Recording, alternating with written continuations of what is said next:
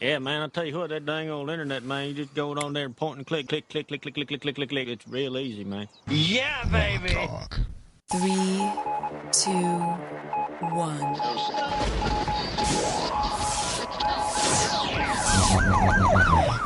We'd like to welcome you to another edition of GrokTALK, brought to you by New Hampshire's leading conservative blog site, GrokTALK.com. We are your feared, extremist, right-wing, hard-charging, gun-toting, opinionated, outspoken, rabble-rousing, letter-writing, radio microphone stomping conservatives and rational libertarians. So get ready for more news and opinion you could only get from GrokTALK.com. GrokTALK. Welcome to GrokTALK. It is still November 22nd, 2014. Just as a reminder, the Saturday after Thanksgiving, we will not be here. We're taking the week off. But we will be back December 6th, I believe it is, with more news, more politics, more opinion, and more GrokTALK. Yes, and we will be coming back with at least Jorge Mesa Tejada, who has news on school board issues that seem to be infiltrating across the state. Yeah, we are building, this is kind of an Obamacare-focused show, except for the non-Obamacare guest segments. We'll do what we usually do, which is have the radical wild roundtable rodeo. But prior to that, we will have some actual guests here to talk about Obamacare, and then Jorge's segment, we're working on a Common Core segment, an education segment in New Hampshire. We're going to have a whole bunch of people that we're going to try to bring in and have, we're going to try to build our segments around themes and then bring in guests and talk about those issues, kind of the way we talk about issues now, but with a kind of a little bit less ADHD squirreliness. We'll still have the squirreliness because we really like that part of the show, but we want to try to focus on a particular topic if we can, something that everybody has an interest in. So, but it also means we need more hardware. It does. And this week we have where'd he go? Dr. Joe Hannon, who was a Florida podiatrist who quit his practice, moved to New Hampshire, and was just elected to the New Hampshire House in Stratford County District 25. It's a floterial district.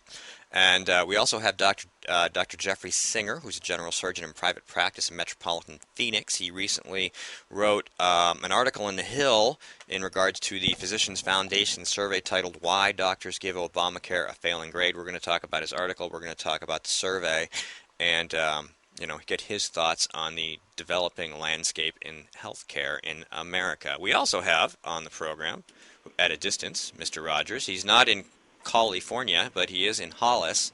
How you doing, Mike? Good morning, gang. How you doing? You doing okay? I know you're a little under the weather, so. Well, the under the weather is gradually dissipating, but I'm still coughing a bit, and I didn't want to do it in studio. Yeah, it's tough when you get a cough. Like last week when we were in a segment, and I got a tickle on my throat, and I could not get rid of it, so I just put my headset down and laughed because you guys were all over it, and I'm not just going to go for 45 minutes. Well, oh, man, sometimes it happens. You just can't do it. So we Skip and I had a little chat this morning about what the Whiskey Tango Foxtrot of the week should be, and he had an excellent example. Yes. As you one from last week, but go ahead, guys. Well, as you know, the grand jury decision is probably going to come up tomorrow. This is talking about Ferguson and the Policeman Wilson and that whole shooting incident there. They've had professional agitators from all over the country there for months, it seems, including Lillian Thythian, who was the mastermind behind a lot of the WTO riots back a few years ago in Seattle. And I'm listening, and this morning on Fox, before, waiting for the most esteemed wife to get ready because she's visiting her stepmom this morning here in Concord. 2 new Black Panthers were arrested for trying to purchase explosive devices at a gun shop by the FBI. My first comment was, were they using the L. Sharpton credit card? Yes. There you go. Oh, my reminder. Go get your wife. You needed to note. So anyway, these Black Panthers are probably trying to get some miles by buying explosives at a gun store, which we later discussed in further detail. Why are they going to a gun store to get explosives? Well, first 30,000 miles of frequent flyer miles get you a can of Tannerite, right? Right, yeah, but you can't use that as an explosive for like a pipe bomb or anything, so what are they trying to do? And that's exactly what Fox was saying. The intent was that they wanted to build pipe bombs. I'm thinking Tannerite, lead pipes. Yeah, what kind of a... Apparently, the new generation of Black Panthers isn't particularly bright when it comes to bomb making. No. But they could call Bill Ayers and get some instructions because he knows something about it. Yeah. You give me a beautiful visual there, Steve, or Skip, with the lead pipe and the tannerite. So they grab this thing and they beat some poor unfortunate over the head, and it explodes and takes out the attacker as well.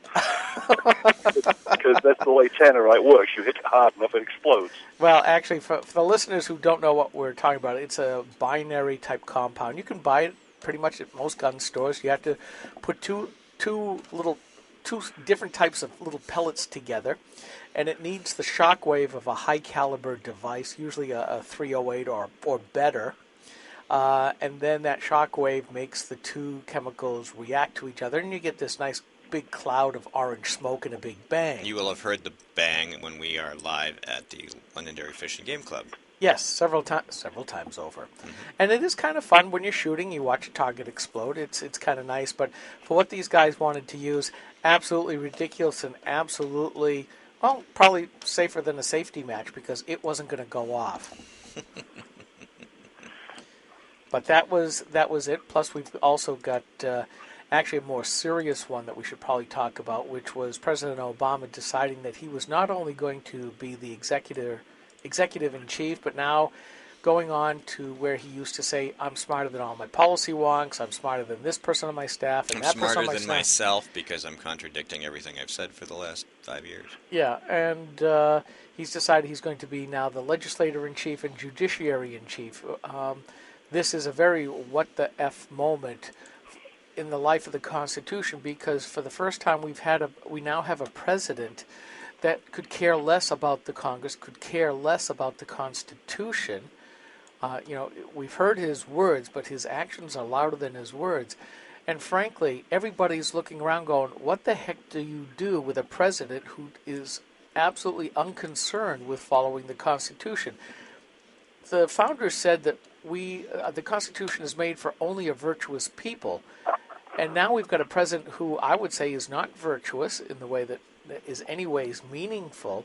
And the Republicans have already said, well, we're not going to defund stuff that would shut the government down. We're not going to use impeachment. So, in effect, they've decided to go in front of the machine gun of Obama without wearing any armor plating. This is serious stuff. And I would nominate that as while the new Black Panthers trying to buy explosive is sort of a somewhat laughable way of a WTF because of how they were trying to do that. This is really, really serious. Here's what I posted when this happened. So let it be written. Yes. Be done. I can barely hear it, though. Yes, the 10 No, we get it. Let it be written, let it be done. Was that you, Brenner? Yeah. Yeah. As Ramses, yes. Okay, yeah. Yeah, well, Pharaoh he is.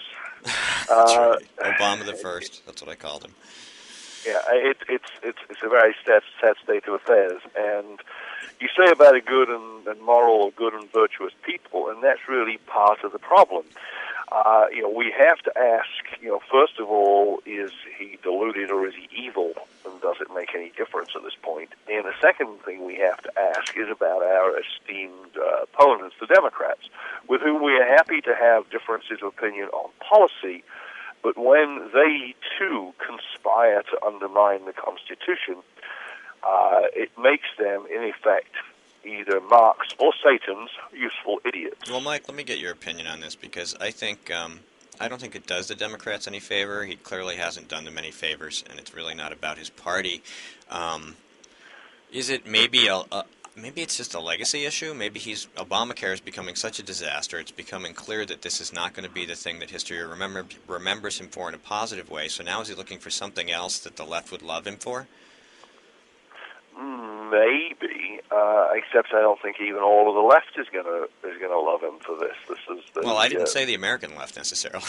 Oh, I absolutely disagree with both of you. I think this is exactly what the progressives have been after for the last 100 years. If you've noticed, but did they want it this way? Oh, they'll take it any way they can. There's a couple of posts that I've got, and also an imprimis news sheet that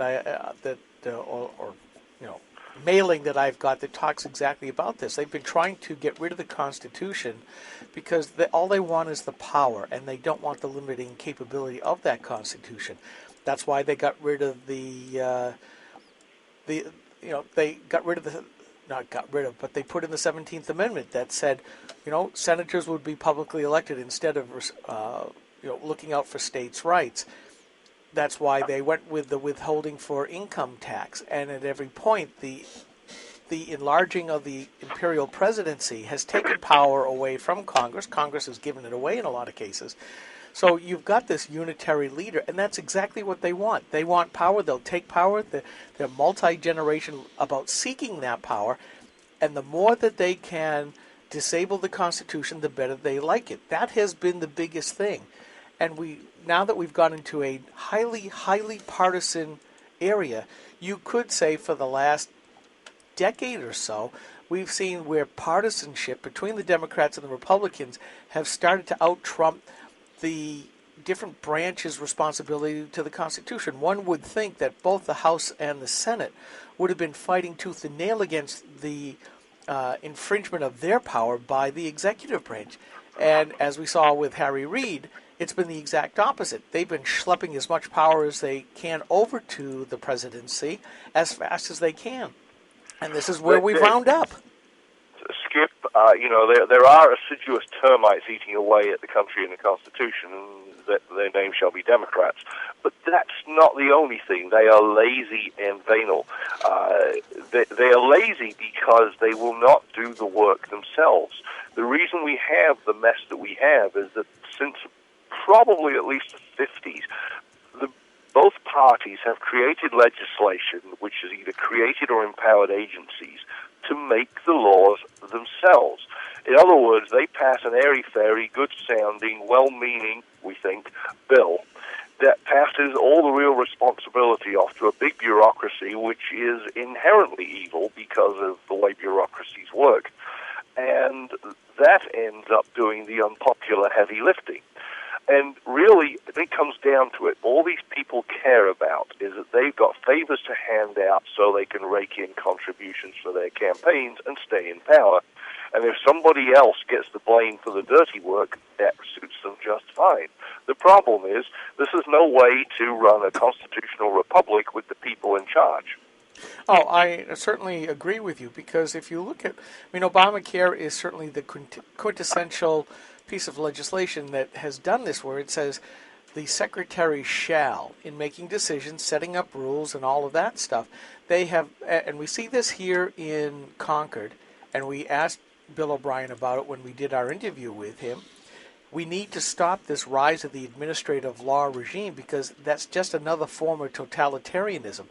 We are supposed to have our laws adjudicated, created, legislated, passed in exquisite detail by our legislators, and they've given that away. That's not how we do this. That's not what the original intent was. We elect them to make the laws in toto, and instead they've brushed it off to the experts, which is exactly what the progressive mantra is an administrative state made up by nonpartisan technocratic experts that only have the good of society at heart. Well, that's their mantra. We know just by watching it Lois Lerner, and you call up even just the IRS looking for expert advice and see what you get come April 15th.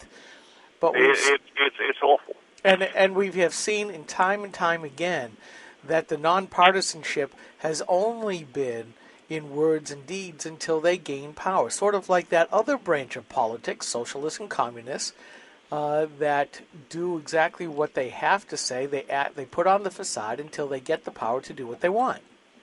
That reminds me of another type of government, the one where church and state are inextricably bound together, and that would be Islam, where they put on the facade, they lie, they cheat, to fool you into thinking that they're fellow travelers until they have the power and the control, and then they subjugate you. And Marxism works like that. And the reason I ask about these folks and wonder why it is that Democrats are part of this. And I know, Skip, you say this has been the aim of the left for over a century, and it has. 1913 is a year she'll live in infamy right to the last days of the Republic, unless we do something soon. But the reason I say that they still have an incentive to be different is because do they really think that every last one of them that has helped to destroy the Constitution and to get to a totalitarian state is going to be a beneficiary of that totalitarian state? It doesn't work that way. Just look at the way leaders were deposed and disposed of in the Soviet Union in its heyday. That's true. We're going to take 30 seconds. We'll be right back. Hi, this is Rich Gerard, host of Gerard at Large in the Morning, the Manchester area's only locally owned, locally operated, focused, and interested, riveting radio show, heard live every Monday through Friday from 6 to 9 on 90.7 FM WLMW, New Hampshire Family Radio, and available 24/7 live or archived at GerardAtLarge.com. Be sure to tune in. GrokTALK. All right, we are back after a very short, brief break. I'm Steve McDonald here with Skip Murphy. This is GrokTALK. You can find us on Stitcher, iTunes, TuneIn, Spreaker, iHeartRadio, YouTube, and Ustream. That includes the Grok YouTube channel and my own YouTube channel, where the Spreaker feed is posted as audio in video. You can go there. You can check us out. Go to cnht.org. They got some great information up about a gentleman named Jared Cram, who we've talked about. Ed has announced that he's going to be pursuing his lawsuit against this Philadelphia lawyer who's been stealing votes in New Hampshire. We have a lot of other news and information to cover, but cnht.org, check it out. You can go there. I put a post up with links if you're not sure where you want to start, but you can do that. And let me I did turn Mike back on. Yes, but I want to answer Mike's soliloquy/question at the end. We're seeing that here in the United States. In Maryland, they have what they call the asphalt tax. That's asphalt. That's what I said, asphalt. I know, but it didn't sound like that. Oh, well, okay. Well, But anyways, it's a tax on... Legislated by Athens. Yes, it's their fault. It's a tax on impervious surfaces that would stop rainwater or stormwater from going into the ground. And a lot of churches were getting caught by this tax, and the government. Now, talk about non-separation of church and state. A lot of hue and cry was coming up on this from the churches who, this is a big deal tax. So the state government decided, we shall give you a gift in exchange. And that exchange was, well, you will tell your parishioners about how to be more green. That if you will educate your parishioners on how to be more sustainable, we'll kind of let that tax go by. The first thing you need to teach them to do is to dig up the asphalt in the parking lot so you don't have to pay the tax. Yeah, but there's more than a few churches that have decided that they will suck at the teat of government, and indeed they will be preaching about sustainability. And, on this I've become more of a hardliner. Because having been very active in the church growing up and as an adult holding leadership positions in the churches I attended, you don't want to do that because it dilutes the message. We are to be in the world but not of the world. And when you bow down to the government, like the Russian church did in Russia during the Soviet Union days, bad things happen. You become complicit in what they do. And that's not what the Christian church is called to do. And I looked at that and go, this is a minor WTF moment, because you can't say what those letters stand for in most churches, although I keep thinking in Presbyterian and Episcopalian churches and others that have gone more the way of the social gospel, they just say, oh, that's just a commentary. But you really can't. I mean, the Bible calls upon us to be good stewards of the earth, but mostly in the sense of making it fruitful, not in tying ourselves in knots. And in any case, spending time teaching compliance with a central control paradigm, it doesn't fit with the church's teaching at all. It's about personal responsibility. No, you're right, and it is about the individual actions as opposed to like what the Episcopalians did a few years ago, where the head of the Episcopalian church, and I forget the lady's name who was the head bishop, said she totally rejected the notion of individual salvation. Now, once you cross that Rubicon, you've just become a country club with a favorite book once in a while. I mean, when you reject the major teachings of Christian heterodoxy, you're no longer really what I consider a Christian church, and I'll probably get hate mail for that, but that's okay. If you don't like what I just said, call us, email us, skip@graniterock.com. We'll have you on the show, and we'll have that debate. Yeah, absolutely. But you start talking about group salvation instead of individual responsibility and salvation, and again, you're talking about tyranny. You're talking about group morality imposed by the government. Yeah, what if somebody screws up the group, How do you got to hold them accountable, right? You're screwing up the group. We're not going to get saved if you mess it up. So we're going to come down on you. Maybe exclude you from our group. That way we have a group with just the right people, right? Which is the utopian dream. Of course, and the people that are not the right people are of no great import, so they are the eggs that get broken in order to make the omelet. That is correct. All right, we're going to move forward just a little bit. Oh, wait a minute. Sorry, No, I can't. No. He's not telling me what he's doing. What do you mean, no? I'm in charge. This is a tyranny of technology. I have the board. No, well, go ahead. Actually, what are you going to say? There is something that President Obama said about this. He said that my individual salvation is not going to come about without a collective salvation for the country. Unfortunately, I think that recognition requires that we make sacrifices, and this country has not always been willing to make the sacrifices that are necessary to bring about a new day and a new age. So here we have a guy who actually believes in that collective salvation. Well, he's an idiot. He's a few other things. Well, I was being nice. He's a useful idiot. No, he's not. Useful is not a word I would apply to him. He's a useful idiot in the sense of the global term of the socialist dream state, but he is the leader of the free world, a little bit less free every day. But we're 21st now. We used to be number 5. Yeah, well, thank you, Mr. Obama. Once upon a time, we were number 1. The whole point here is... Wait, Mike, they'll just redefine freedom so that we go back up the rankings. Go ahead. No, I said we used to be number 1. I know, but what I'm saying is they do everything else. All they do is change the definition of freedom until we look good again. That's my point. Well, yes, but independent ranking agencies think otherwise. A useful idiot is useful to the cause of the left, and the left-hand path is also the path of Satan. And I submit there is no practical difference between Marxism and the devil. In any case, you make the deal to be part of this at your own risk. It will, in the end, take you down with it. But Obama is not useful to us, the country. He is useful to the left-hand path, the way of Marxism. All right, we'll give you that one. So we got this guy. Couple quick things. Jared Stephen Cram, we've talked about him last week or the week before. We mentioned that we wanted the Milford cabinet, etc., to continue crying and whining about how he's been wrongfully accused. Well, I've seen the paperwork. I was on the phone with Ed for a half hour last night talking about it. He was on Gerard at Large the other day, and I have links to that at graniterock.com. Mr. Cram is going to be sued by Mr. Nail. On the subject of stealing his vote. He is cited on national statutes. Mr. Cram is a guy who works for TD Bank in Philadelphia, and so he's very familiar with what it means to sign a document and to commit fraud. Well, he signed a lot of documents, saying a lot of things, and all of that paperwork is going to come out.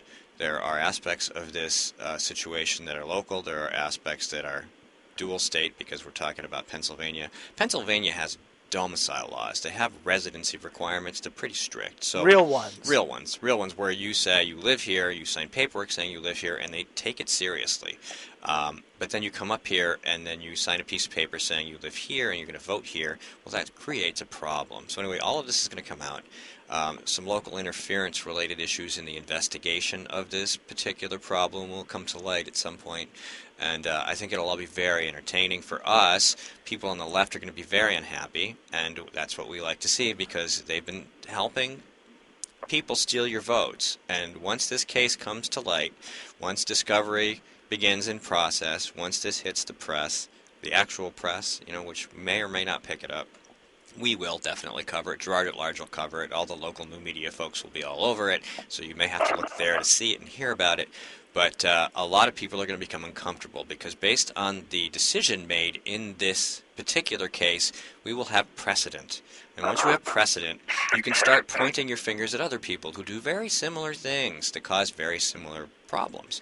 And it begins to open up the opportunity to bring suits against other people who come to New Hampshire and steal our votes, which ultimately might make them not want to do that so much. So does that mean that the New Hampshire AG's office may be calling once again because we're going to make them look bad just like they did to James O'Keefe? Attorney General Assistant Dickhead? Yeah, the AG's office, the Secretary of State's office, these are all organizations, bureaucracies associated with Governor Maggie Hassan, who I don't see why we shouldn't include her because these folks do get some marching orders from her, and they've certainly been clearly responding with more vigor to the noise from the left than from the right when it comes to issues of voter fraud. So this could be a very unpleasant couple of years for the Democrats. Well, let's look at how he treated Joe Barton for simply calling in the AG's office to witness voter fraud. And when the discussion became fruitless and he made to pick up his belongings from the room where the polling booths were, they tried to slam him out through the door and then accused him of being the one doing the assaulting. Well, that's another story that's in the back burner. That's the press and the AG's office has a side, and Mr. Barton has a side, and that will be coming to light. We're not going to talk about the details, but we know what they are. Again, once I said it could prove to be a very interesting couple of years for the New Hampshire AG's office and the Secretary of State and Maggie Hassan and Democrats. So, and the media, by the way, who appear to have reported one side of the story more effectively than the other. Except for one.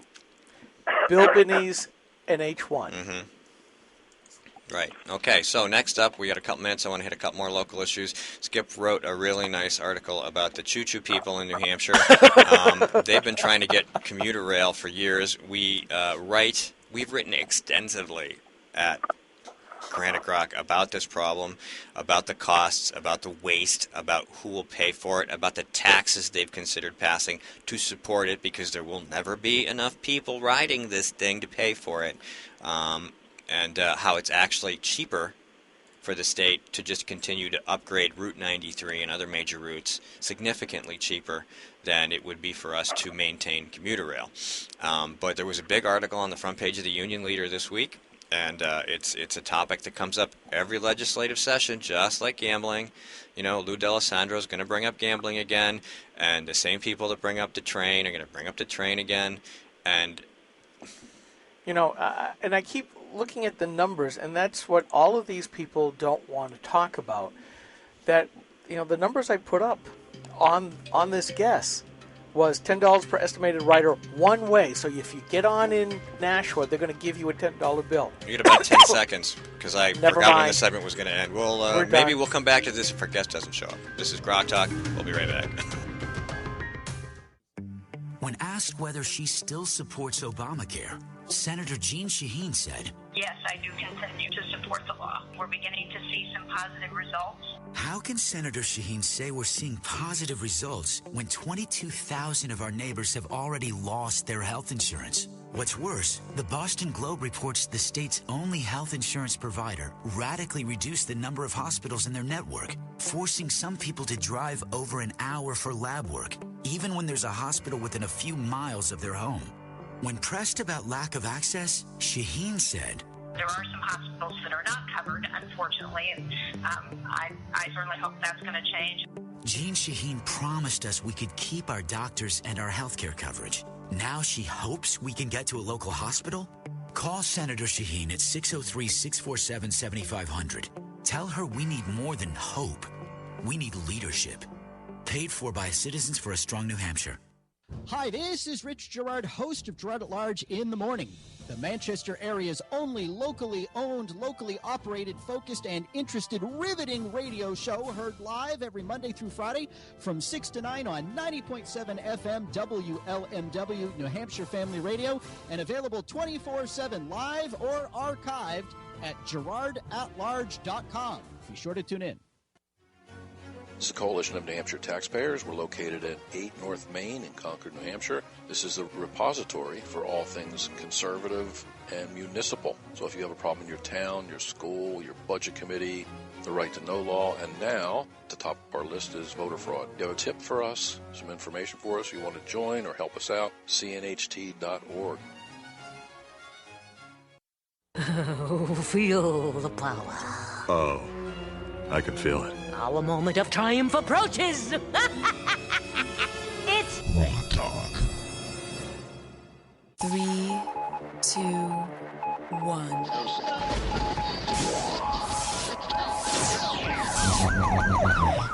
We'd like to welcome you to another edition of GrokTALK, brought to you by New Hampshire's leading conservative blog site, GraniteGrok.com. We are your feared, extremist, right-wing, hard-charging, gun-toting, opinionated, outspoken, rabble-rousing, letter-writing, radio, microphone stomping conservatives and rational libertarians. So get ready for more news and opinion you could only get from GraniteGrok.com. GrokTALK.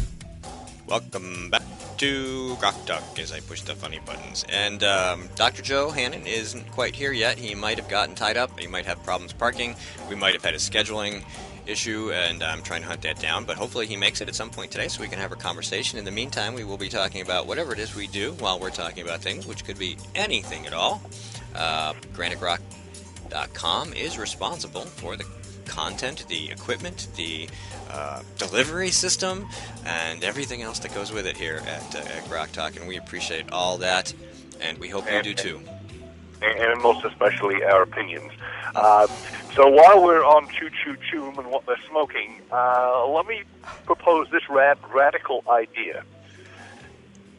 The rail system will deliver people from New Hampshire to Boston, and very occasionally will deliver people from Boston to New Hampshire, as in every evening, of course, for the returning commuters, but occasionally for tourism, very occasionally. Otherwise, it will serve to deliver New Hampshire taxpayers to tax-paying jobs in Massachusetts, tax-paying concerts and sports games in Massachusetts, and tax-consuming, but less so if it's more used, Boston Logan Airport in Massachusetts. So you put all of that stuff, and of course the interchange with the interstate railroad system at North and South stations. You pull all that stuff together and say, cui bono, who benefits here? And you have to ask yourself, so why isn't Massachusetts beating down our door for permission to install these rail lines, because they get the tax money? I have one. And the answer is it must make less money than it costs. I will tell you, my one-word answer is $19.49. That is the subsidy for every single rider on the current, Maine, New Hampshire, Boston train, the Down Easter running on the Acela system. That's how much we pay every single time. The regular fare back in 2011, the last time I looked at the numbers, was $14.07. A subsidy on top of that of $19.49. So we were paying more as federal taxpayers to keep that train rolling than what the people were actually paying. Now, here in New Hampshire, as Steve first brought up, the whole problem is that they just want to put a choo-choo train in. Why they are so tied up with 19th century technology, it just is beyond me. But they're looking at three options, one from Nashua, one from Manchester, and one from Concord. And then the subsidies for that are $10 for Manchester, $61 for Concord. Get that, $61. You get on the train, just hand you a check for $61, which you then hand to the conductor. Or $22 for the Nashua alternative. And you go, why are we doing this? Why, $61, I can pay for my gas down to Boston. A lot. A lot of what I wrote about on Trail is over at NH Insider, which has been archived, so you can't read it anymore. But we have transportation commissioners admitting that it's cheaper to use the roads. We have, just the wealth of data that's available that says that this is a complete waste of time. They want to throw taxes at us. They want to do everything they can to try to make this happen just because they want to train. It won't do us any good. There's no reason for it. Our guest is here. We're going to stop talking about trains. You have to at least end this with a train whistle. A train whistle. Do I even have Come on, a train whistle? You got to do this right. I have an air horn. An air horn. I do. I don't have a train whistle. A train whistle. Jeez, I have bleeding sheep. How about that? Well, they are bleeding for our taxpayer money. That's for real sure. Yeah, they are. All right. Well, now we can actually start the segment. Parking? Any problems with parking? No problem. No problem. Okay, double parked out front. We're back in Boston. We're back in Boston. No, I'm just kidding. Okay. Dr. Hannon, thank you for coming on the program today. Congratulations on winning your race. Yes, congratulations. For the New Hampshire House. Thank you very much. And we've never met. I'm Skip. Hi, Joe Hannon. Steve. How are nice you? to meet you both. And in the box here, actually it's this box, is Mike Rogers, who's in Hollis, who's normally at that end of the table. He couldn't be with us today. So, you have a great story. You were featured on Fox News. That's probably how a lot of people have heard of you. But you came here from Florida, yes, correct? Because you were tired of what was going on with Obamacare. So why don't you just tell us that little story, and we'll update our listeners. Okay. Well, there's some misconceptions. Everyone thinks that I woke up one day, they passed Obamacare, I quit medicine, and moved to New Hampshire to run for office. It's never that simple. No. There were quite a few things that happened in between. And for one thing, and I said this on the show, the reason Obamacare was not the main reason or the only reason I quit. It was the last reason. There were a lot of other things, personal things, family things, and just the way healthcare had been going even before Obamacare had been passed. Things have been changing even before I even got into medicine. Things were not as good as they should have been. Mm-hmm. So, people think that that's what happened, and it's not really what happened. I hadn't even planned on running for office in my life until the last year. So I've been here for over 4.5 years, and running didn't really come on the radar till recently. Mm-hmm. Well, thank you for running. Yeah, I appreciate that. No, I'm well. Sure Give us a couple of, give us some breadcrumbs about what was going on that led up to Obamacare being the last straw. Right. One of the things that a lot of people in medicine have a problem with now, and even before, and patients in general, is the way the insurance industry is overbearing in the field of medicine. I mean,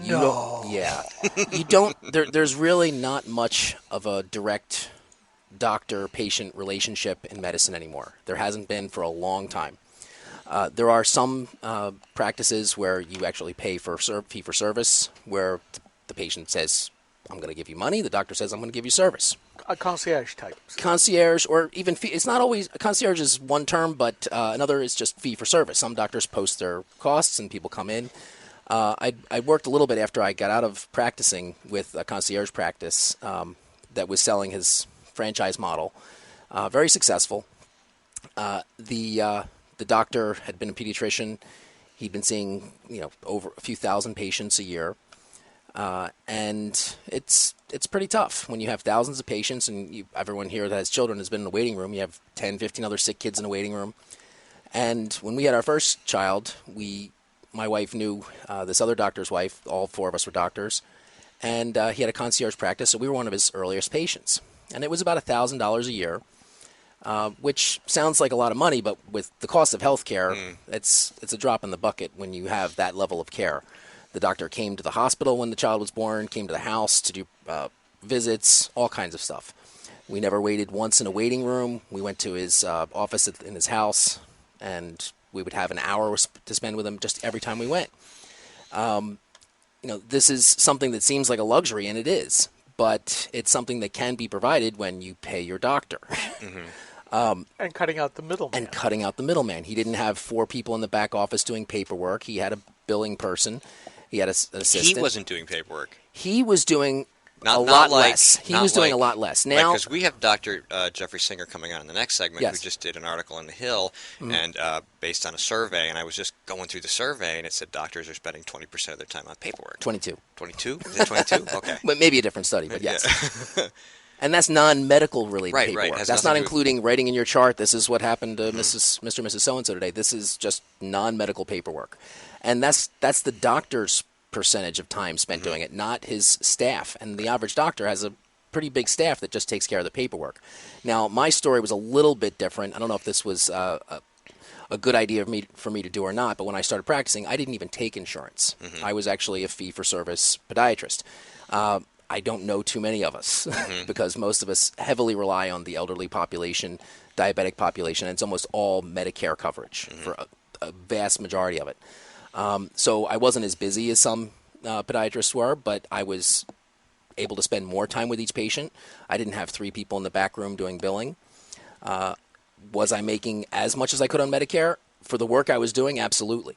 I wasn't having to do 10 times the work to make almost as much money. Well, I was going to say, I mean, the overhead just for the people to juggle the paperwork is enormous. Two, three people without not having to hire them. That's so payroll, in a sense, healthcare, state payroll right. taxes, all that stuff. Exactly. Yeah.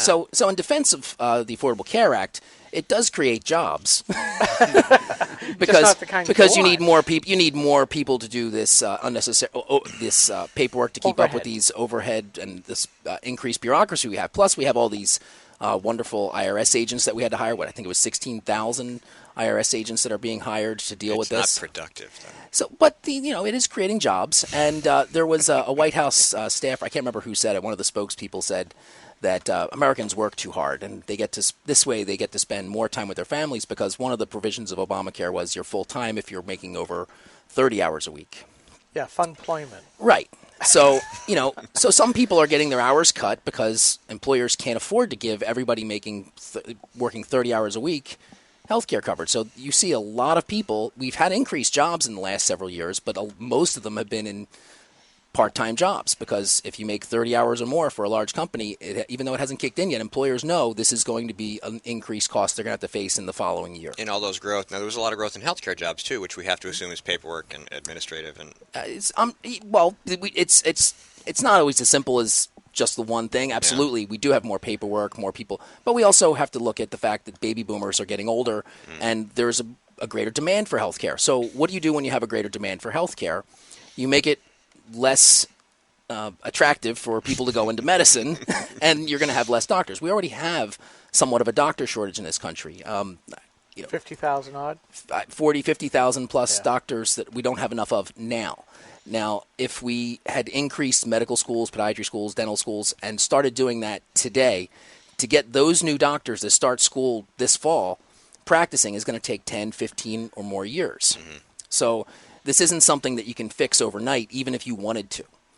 And they're not wanting to, it seems. Well, not only that, but when you look at the earnings to debt ratio that they now have to go through, and you look at the ever lowering cost that is provided remuneration for by the federal government, because with Medicare, they're already between Medicare, Medicaid, TRICARE for the military, things like that, they're already providing 53% of all the medical care reimbursements now. Right. And I'm hearing stories, and you probably could help us out with that. Yes, thank you for the reminder. The viewers are Go reading get my your note.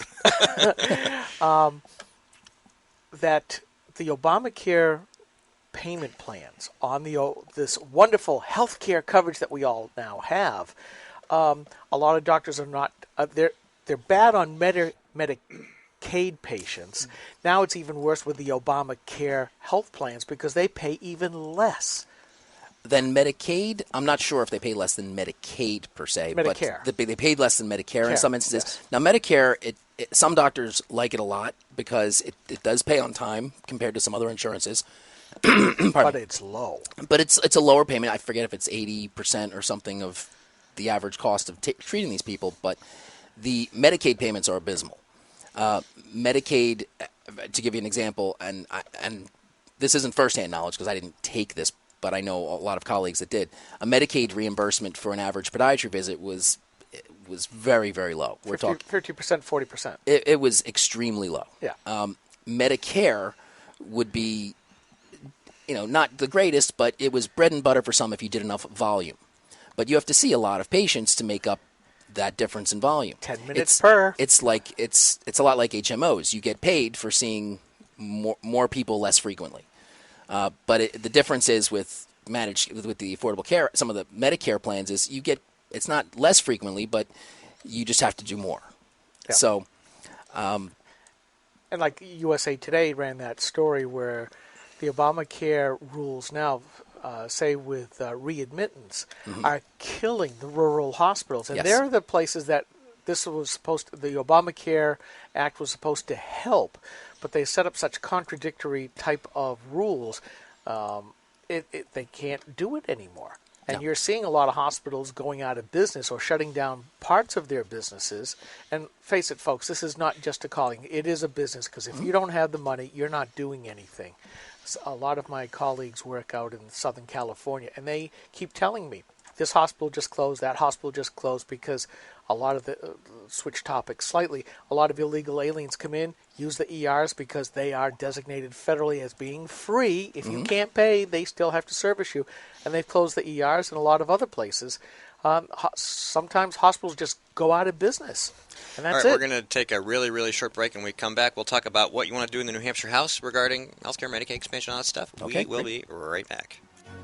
This is the Coalition of New Hampshire Taxpayers. We're located at 8 North Main in Concord, New Hampshire. This is a repository for all things conservative and municipal. So if you have a problem in your town, your school, your budget committee, the right to know law, and now, at the top of our list is voter fraud. You have a tip for us, some information for us, you want to join or help us out, cnht.org.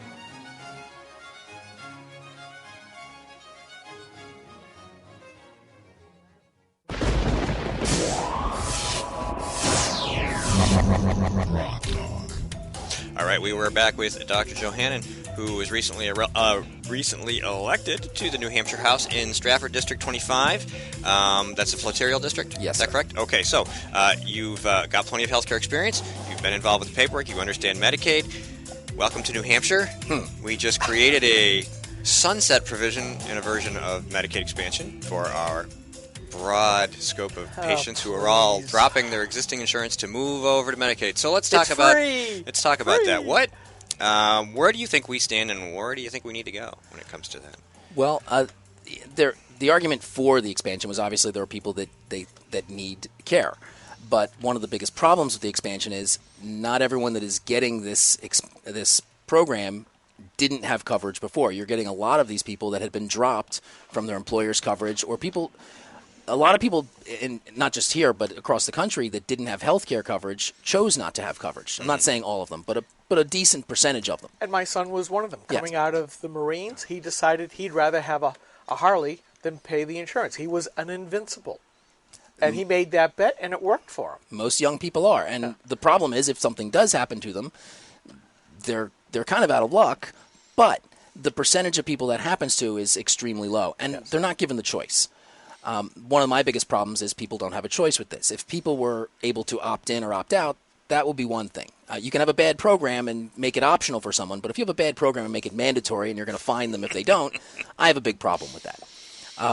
The expansion, obviously we know that it was funded predominantly by the federal dollars for the first part of it, 3 years. Which in New Hampshire we know means about half of what they promised and soon to go away. Well, let's assume they're going to pay all of it, but then when they don't, we're going to have to start paying more of it. Now, the main the main expansion was not, in my mind, the biggest problem. The biggest problem was the part of the expansion for people that didn't qualify that are going to be getting 50% federal funding and 50% state funding. Now, that number was not as large as the 50,000. I believe it's 50,000. It's in the lower mid-teen level of thousands of people that are getting the extended coverage. But that coverage, we're paying half of it. Now, if you think about 100%, the feds are paying 100% of about 50,000, and we're going to pay 50% of 13 or 15,000 people.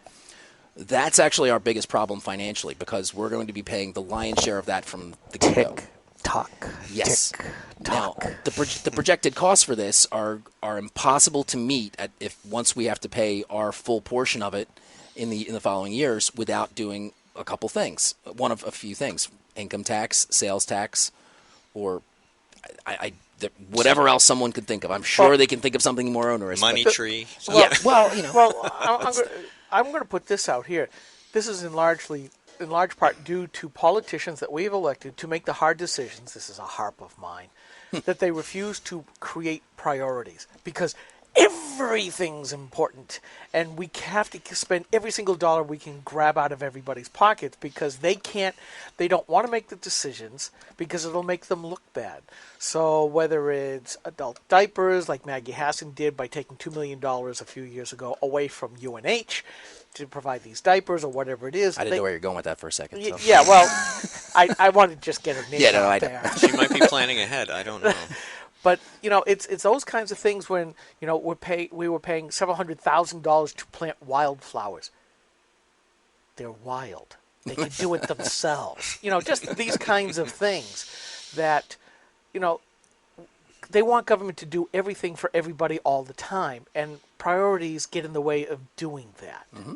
And you're right. This is a TikTok bomb coming up. Paying for all this stuff, especially for those who were formerly paying for it themselves, and now they've been made dependent on government. Right, and they're being put in a nice. It's kind of like I use the analogy of the frog in a pot of boiling water. If you put it in, it jumps right out. But if you put it in slowly into warm water and heat it up, it'll boil and it won't realize it's being killed. Tell that to a lobster. Right. Well, lobsters. I won't get into lobsters. I want to. But the problem is when you first get into that warm water, you think, oh, this is nice. And you don't realize that it's getting worse and worse over time. But then eventually you can't handle the heat. You're not going to have this money forever. And like you said, we're making people more dependent on the government. And a government that has a debt problem. And we talk about this a lot. I mean, we've always suggested open up the marketplace. I mean, if we're going to have insurers, we should have all of them. Yes. We should let people compete. We talk about, how what you really are doing is creating a situation where you're giving people a treat. It's like here, the cocaine's free. Eventually, you'll have to pay for it. But in this case, what you're doing is you're creating dependency, and then when they get cut off, because that's going to happen, you're making these people victims of your great idea. You said, well, we'll give you some insurance. You don't need that insurance. You can have this insurance. Oh, crap, we don't have any money. Guess what? You're on your own. And they harm people. And it drives me crazy. And it's not just Medicaid, and it's everything. It's this, we want more unemployment. We want more. You're creating dependents. They're going to get stuck, and you're going to hurt them. These people are going to these are human beings. These aren't numbers. Well, it's also a case where the left always wants to do these things. They sound nice. They do. And I don't think anybody thinks that they're not. The problem is that on the backside, there's no accountability. They don't want the responsibility. Just look at Head Start. Billions and billions and people served, and even the government has now said in a study done now 2 years ago, it's worthless. All you've done is paid for babysitting and paid for Democrat voters for unemployment. That's about it. Right. We're a sarcastic bunch here. No, I get it. No, and but one of the biggest problems is with conservatives, we can speak out against these things, and we're vilified as being, oh, you don't care about people, you don't care about this, and that's completely missing the point. We care as much, if not more, if you look at how much conservatives give to private charities versus time. So it's not about not caring; it's about how we're going to do this. And I think, I've got friends on the other side of the aisle, and they're extremely supportive of large government, and they're very nice people. I don't doubt all of their intentions. I'm sure there are some people on both parties that have, ulterior motives, and yeah. But I like that word. But for the most part, I think even the big government liberals really believe for the most part that they're doing what's right. The difference is conservatives, in my mind, believe that the bigger government is not the way to do it. That people will step up, and people have stepped up. But and then you hear from liberals that say, "Well, it's not happening. They're not paying for these things." It's not easy to pay for them the way that some of the government programs are set up, the way charities are set up. There are so many rules you have to follow to become a charity, to become a charitable organization. And then the charitable organizations have so many hoops and things they have to jump through. Years ago, Mother Teresa's Order of Nuns wanted to set up you might have heard this story. They wanted to set up a place for homeless, I believe, in New York City, and they had so many things that they had to follow for handicap ramps on the third floor, elevators, railings in every bathroom. They had so many bathrooms for so many people, and they got to the point where it was so cost prohibitive that they didn't do it. They said our money's better spent somewhere else than doing this, which they were doing completely out of love and charity and caring about people that didn't have and they wanted to provide, and they weren't able to do it because of all these bureaucracies. And I think that this is one thing that's going to happen in healthcare. A lot of doctors most doctors I know don't collect 100% of what they bill. And some people say, oh, doctors overbill, but that's besides the point, even though most healthcare, if you look at all healthcare costs, it's about 7% or so of all healthcare costs go towards salaries of healthcare providers. So if you cut every doctor's, nurses, physical therapist salary in half, you would only cut the overall healthcare spending in this country by a few percent. So, let's take that out of the equation for a second and look at what the real costs are. The real costs are drug costs, hospitalization costs, compliance, and also and another part of this that was never addressed. I mean, there's so many things I can't fit this all into. I don't know how much time we have. About 2-3 minutes. Okay, so then there's other things. No, the things like tort reform was not involved at all. The drug companies, it's a big part, and not just the cost of, and they can say, well, it's only 1 or 2 or whatever percent of healthcare costs go towards lawsuits and insurance for, and malpractice insurance. But the one big thing about that if I only have 2 minutes, I'll touch on, is the cost of defensive medicine.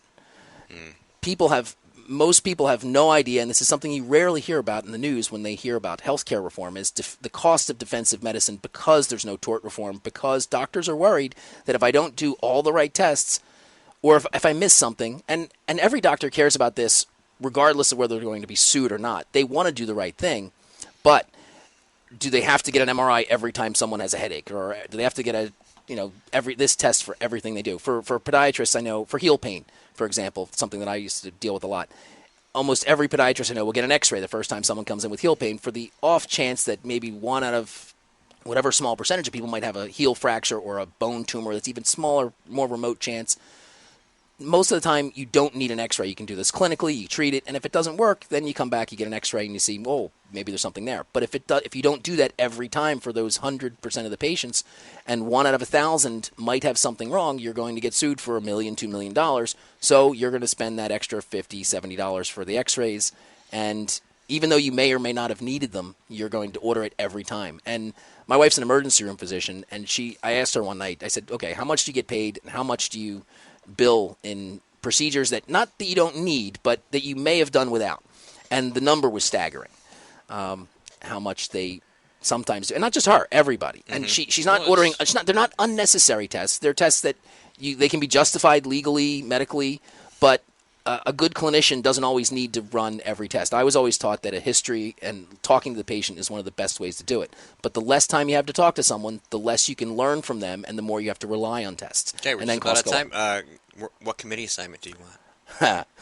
I have a feeling Health and Human Services is where I'll maybe be. That would probably be a good place for you. That's the consensus. How about insurance too?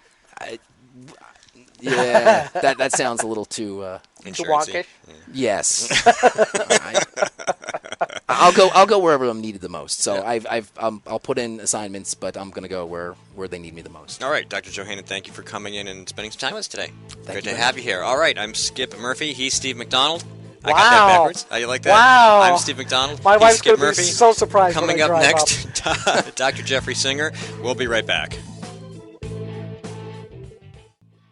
New Hampshire is famous for scenic drives, but they're tough to enjoy when you're on your way to the doctor. Because Obamacare limits your choices, some will have to drive more than an hour to see a doctor. What's health insurance worth if care isn't there when you need it? Jean Shaheen voted for Obamacare, putting your doctors and hospitals further out of reach. Tell Senator Shaheen Obamacare is not working for New Hampshire. Jean Shaheen and her allies are making false claims about her record on veterans. The truth? Shaheen refused to meet with veterans pushing for reform. She wasn't on the committee that wrote the reform legislation and refused to co-sponsor important VA reforms in the VA Management Accountability Act until after the VA scandal broke. When our veterans needed her, Jean Shaheen was AWOL. Tell Jean Shaheen to stop distorting the truth and fix the VA. Hi, this is Rich Gerard, host of Gerard at Large in the Morning, the Manchester area's only locally owned, locally operated, focused, and interested riveting radio show, heard live every Monday through Friday from 6 to 9 on 90.7 FM WLMW New Hampshire Family Radio, and available 24/7 live or archived at GerardAtLarge.com. Be sure to tune in. This is a coalition of New Hampshire taxpayers. We're located at 8 North Main in Concord, New Hampshire. This is a repository for all things conservative and municipal. So if you have a problem in your town, your school, your budget committee, the right to know law, and now the top of our list is voter fraud. You have a tip for us, some information for us, you want to join or help us out, cnht.org.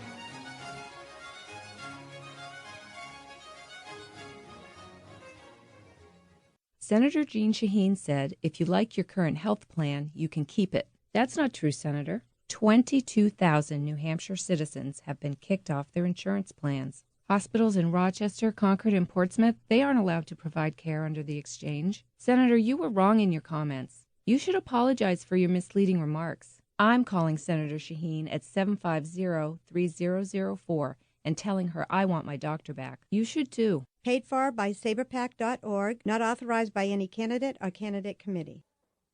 Oh, feel the power. Oh, I can feel it. Our moment of triumph approaches. It's Rock Talk. 3, 2, 1.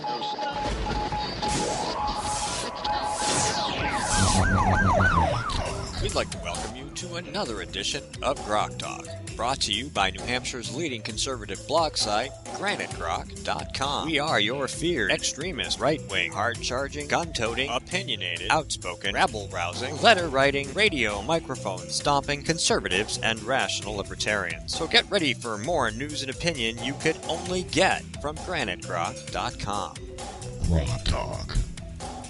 All right, welcome back to GrokTALK. I'm Steve McDonald here with Skip Murphy. See, I didn't reverse it this time. We're brought to you by the Coalition of New Hampshire Taxpayers, cnht.org, and GraniteGrok.com, where we are bloggers, new media everything, new media something or other. Anyway, please take the opportunity to check us out on Stitcher, iTunes, TuneIn, Spreaker, and we are still on iHeartRadio. Thank you very much, as well as on YouTube and Ustream. You can also check out what we do at Facebook and on Twitter by searching Granite Grok. And old stuff at Blip TV. Old stuff. So anyway, once again, thank you to Dr. Joe Hannon for coming in, spending a few minutes with us. Our Obamacare discussion kind of continues here, as our next guest is Jeffrey Singer, general surgeon in private practice in metropolitan Phoenix, Arizona. He's a principal founder of the Valley Surgical Clinics Limited, largest and oldest group of private surgical practice in Arizona, and was integral in the creation of the Arizona Healthcare Freedom Act. He recently wrote an article in The Hill called Why Doctors Give Obamacare a Failing Grade, and he has come here today to talk to us about that. Dr. Singer, welcome to the program. Thank you. Pleasure to be here. Great to have you on. So, whenever you write anything about Obamacare, you get a lot of attention. Did you get a lot of attention after you wrote this article? Yes. Well, first of all, The Hill being a national publication, it got played across a lot of the country, and I've been actually invited on a lot of programs like this to talk about it. Okay, well, that's awesome, and that's why we have you here. So this is a Physicians Foundation survey, and your article, okay, Obamacare gets a failing grade. Tell us a little bit about the survey of American physicians and the results of this that resulted in your article.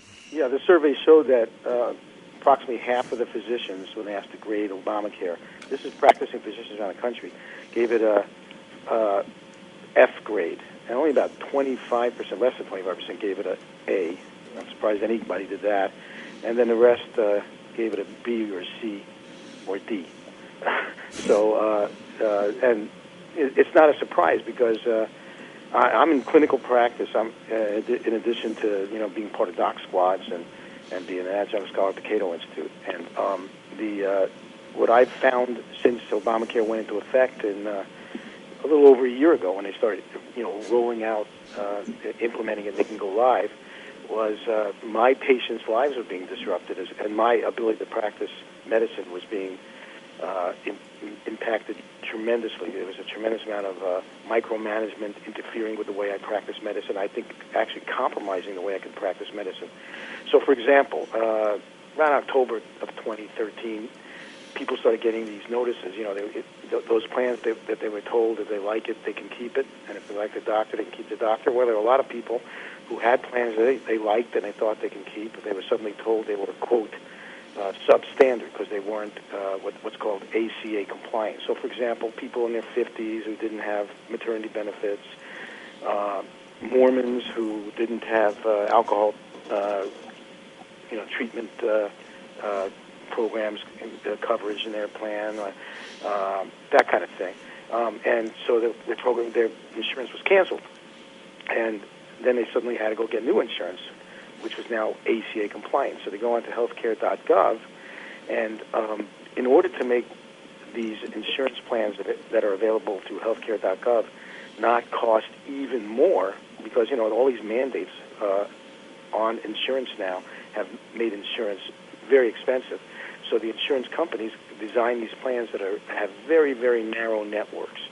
It accomplishes a couple things. Number one, the smaller the network, the easier it is for them to negotiate lower reimbursement rates with the providers, because they could say to the doctor, for example, look, you're one of only two doctors in your specialty in this entire city, so even though we're not paying you that much, you're going to get all the business.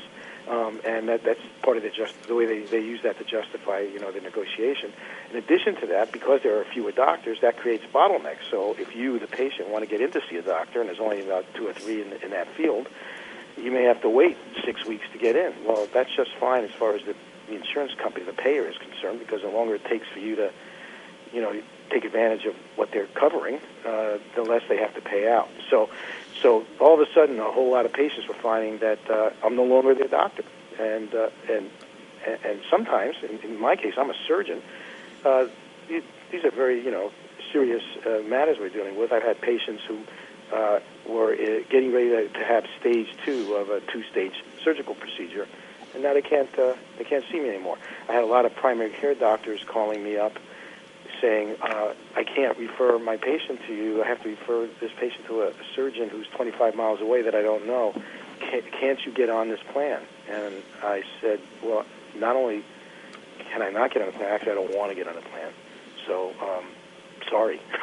So that ended up interfering a lot with the patient-doctor relationship, because part of, professionally, in order for us to practice, we believe we have to have a relationship of trust with our patient and a relationship of continuity in order for us to work with the patient to come up with, a diagnosis and a treatment plan. And all of a sudden, we have no continuity. We've been cut off from our patients. The patients have been cut off from us. Then another interesting thing that happened, makes it even worse, is, Arizona was one of the states that decided to expand Medicaid.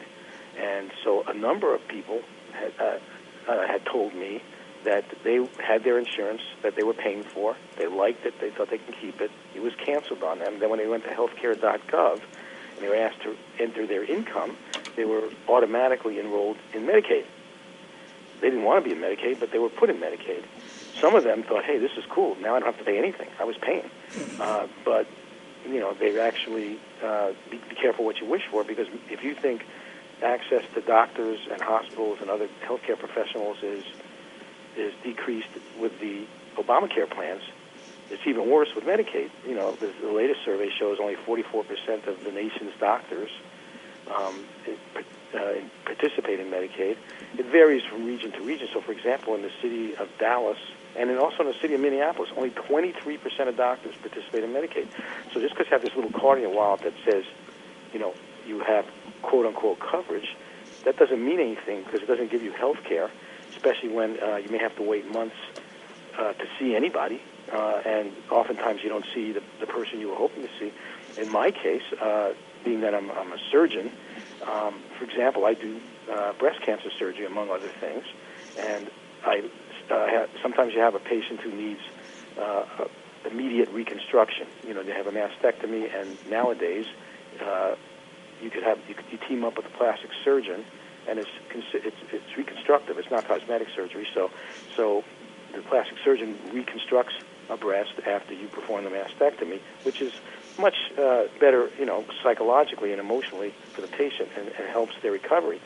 Well, in my case, I've had a couple of Medicaid patients that need reconstructive surgery. There's only one plastic surgeon in the entire metropolitan area who takes Medicaid. So we can't do it immediately because it's just not logistically possible. So they get their reconstruction, but it's months and months and months later. So that's just one example that I deal with. So these are the kind of things and experiences that doctors are seeing all around the country, and this is leading to them to give a grade of F to Obamacare.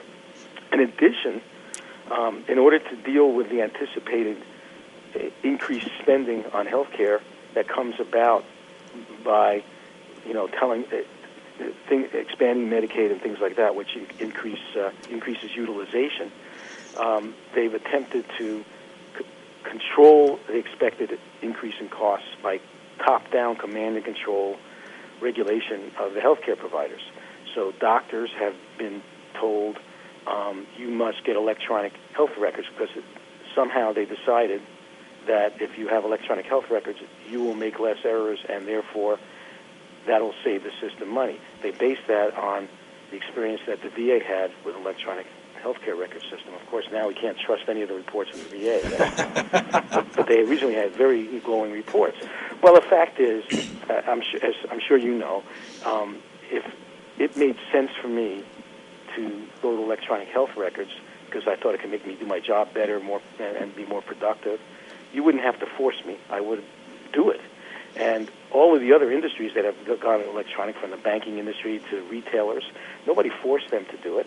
But in each case, also, they consulted people who helped them build an electronic system around their unique particular needs. So the system is built around them. What's happened with doctors and hospitals is the government has decided, and this sounds like real Orwellian. The term they use is meaningful use. This electronic health record system that you must set up must comply with what we consider, this is the government talking, meaningful use criteria. Otherwise, you're not using your health records meaningfully. So they basically design the templates and the pages and the electronic record, and then we have to build our practice around that. We have to conform with that. So what's happened is not only does it slow us down and decrease our productivity, and the conversion to electronic health records has been a very expensive to many practices, many cases driven practices out of business, but in addition, it affects the way we practice because I have my own, just like everybody who works, you have your own kind of system that you develop over the years as to how you approach things. Step A, then step B. You have your own working patterns. Well, now suddenly, after 30-plus years, I have to conform my thought patterns and my thought processes and my own internally developed algorithms to the ones that are on this electronic record that the government decides is the meaningful way of doing it. And it takes me off my game. I'm spending more time focusing on following the outline in the electronic record and checking off the boxes in that order than I am being able to focus on what my patient is trying to tell me. And I'm sure a lot of patients are noticing that they're looking at the backs of the heads of their doctors who are on a computer screen much more than getting to see them eye to eye.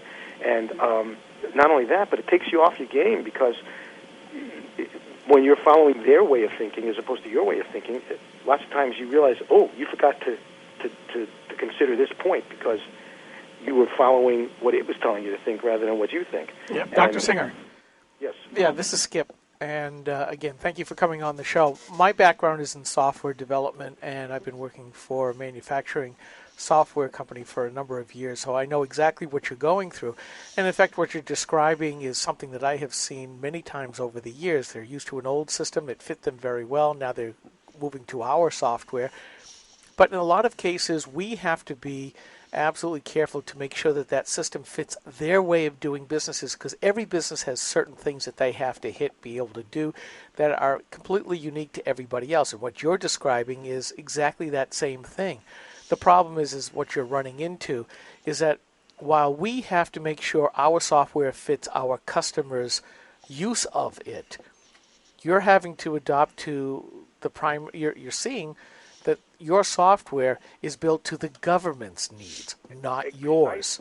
So it's sort of like if Well, but just like you say, it's sort of like instead of your client, the business, saying, "This is my business. Study my business, my needs, and now help me develop a program to deal with this." The business is being told, "You're going to have to now change the way you do things so that it fits to this program." And we're talking about life and death things here now too. So I got to tell you, and I've been in practice over 30 years. Every day now, the stress level.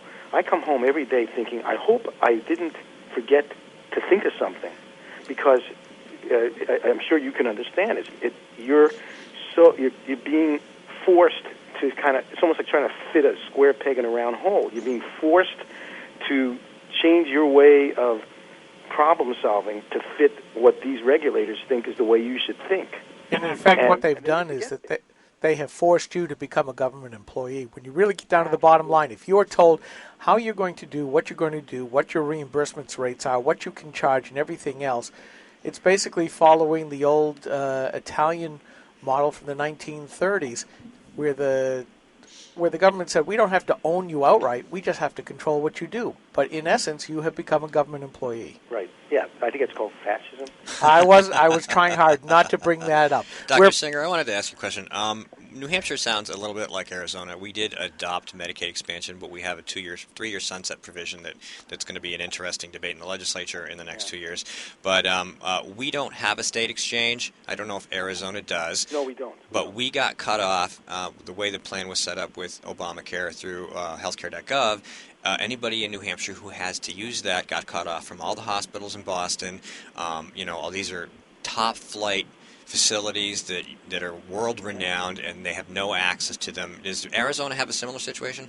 Yeah, not as extreme as New Hampshire. I'm familiar with New Hampshire's problem. I think there are only, 12 hospitals in the entire state? Yeah, about half our hospitals got cut out of the plan. And I think it's just Anthem, Blue Cross Blue Shield, isn't that? Mm-hmm. Yeah, here we have more plans and more hospitals, but still it's dramatically cut from what it was. Now, what a lot of small businesses have done, I'm sure you're aware of this, a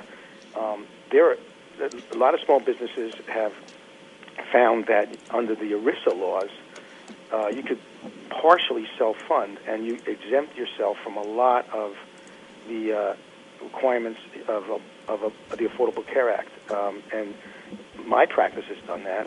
Usually in order for a small business to be able to actuarially make something like that work, you need about 15 or more employees. But that's become another cottage industry. There are all sorts of consulting firms around the country that are helping small businesses, become quote-unquote self-insured. The big businesses are completely self-insured with their own money. Smaller businesses need to buy what's called reinsurance to help sort of back them up because they don't have those kind of reserves. And the feds are aware of this because it's become sort of an escape hatch for a lot of small businesses. So now they're leaning on a lot of states to try to pass regulations that make this reinsurance more and more costly and difficult to get. That's not happening in my state. I don't know what's going on in your state, but there are people trying to find ways out. Now, doctors, what's happening with doctors is a lot of them, they can't afford the compliance costs. Sometimes it costs, six figures to convert to electronic records. And then when you normally were seeing, let's say, 30 patients a day, you're seeing 12 patients a day because each patient is taking a lot longer because you're busy focusing on trying to conform with this electronic record plan. So you can't afford to keep your doors open. So a lot of doctors are throwing their hands up and saying to the hospital, buy my practice, let me be your employee, put your electronic system in my office so I could just, piggyback off of what you've already laid out the money for, and just pay me a salary. And so now, roughly 70% of the doctors in the country now are no longer in private practice. They're employees of hospitals. And the hospitals are under similar kind of restraints from the government, so they have to be electronic. And they get these things called guidelines and protocols that are designed by regulatory panels in Washington that tell doctors how they must practice. So, for example, as a surgeon, there are protocols. I have to do these steps on post-op day 1, these steps on post-op day 2. This antibiotic is permitted, this one isn't, that kind of thing, telling me how to practice. Now, the way that the government's enforcing that is it's telling hospitals, if you don't get 80% compliance from your doctors on the staff, then we're going to take money back that we paid you for Medicare patients. And then the hospitals, of course, if you're an employed doctor, you're told by the hospital, you're going to practice according to these guidelines and protocols drawn up by the government, or else you're going to be fired. When it's private practicing doctors like me who use hospitals, the hospital, calls a meeting with us and says, guys, you got to help us out here.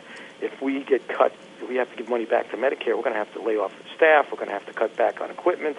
That's going to affect you.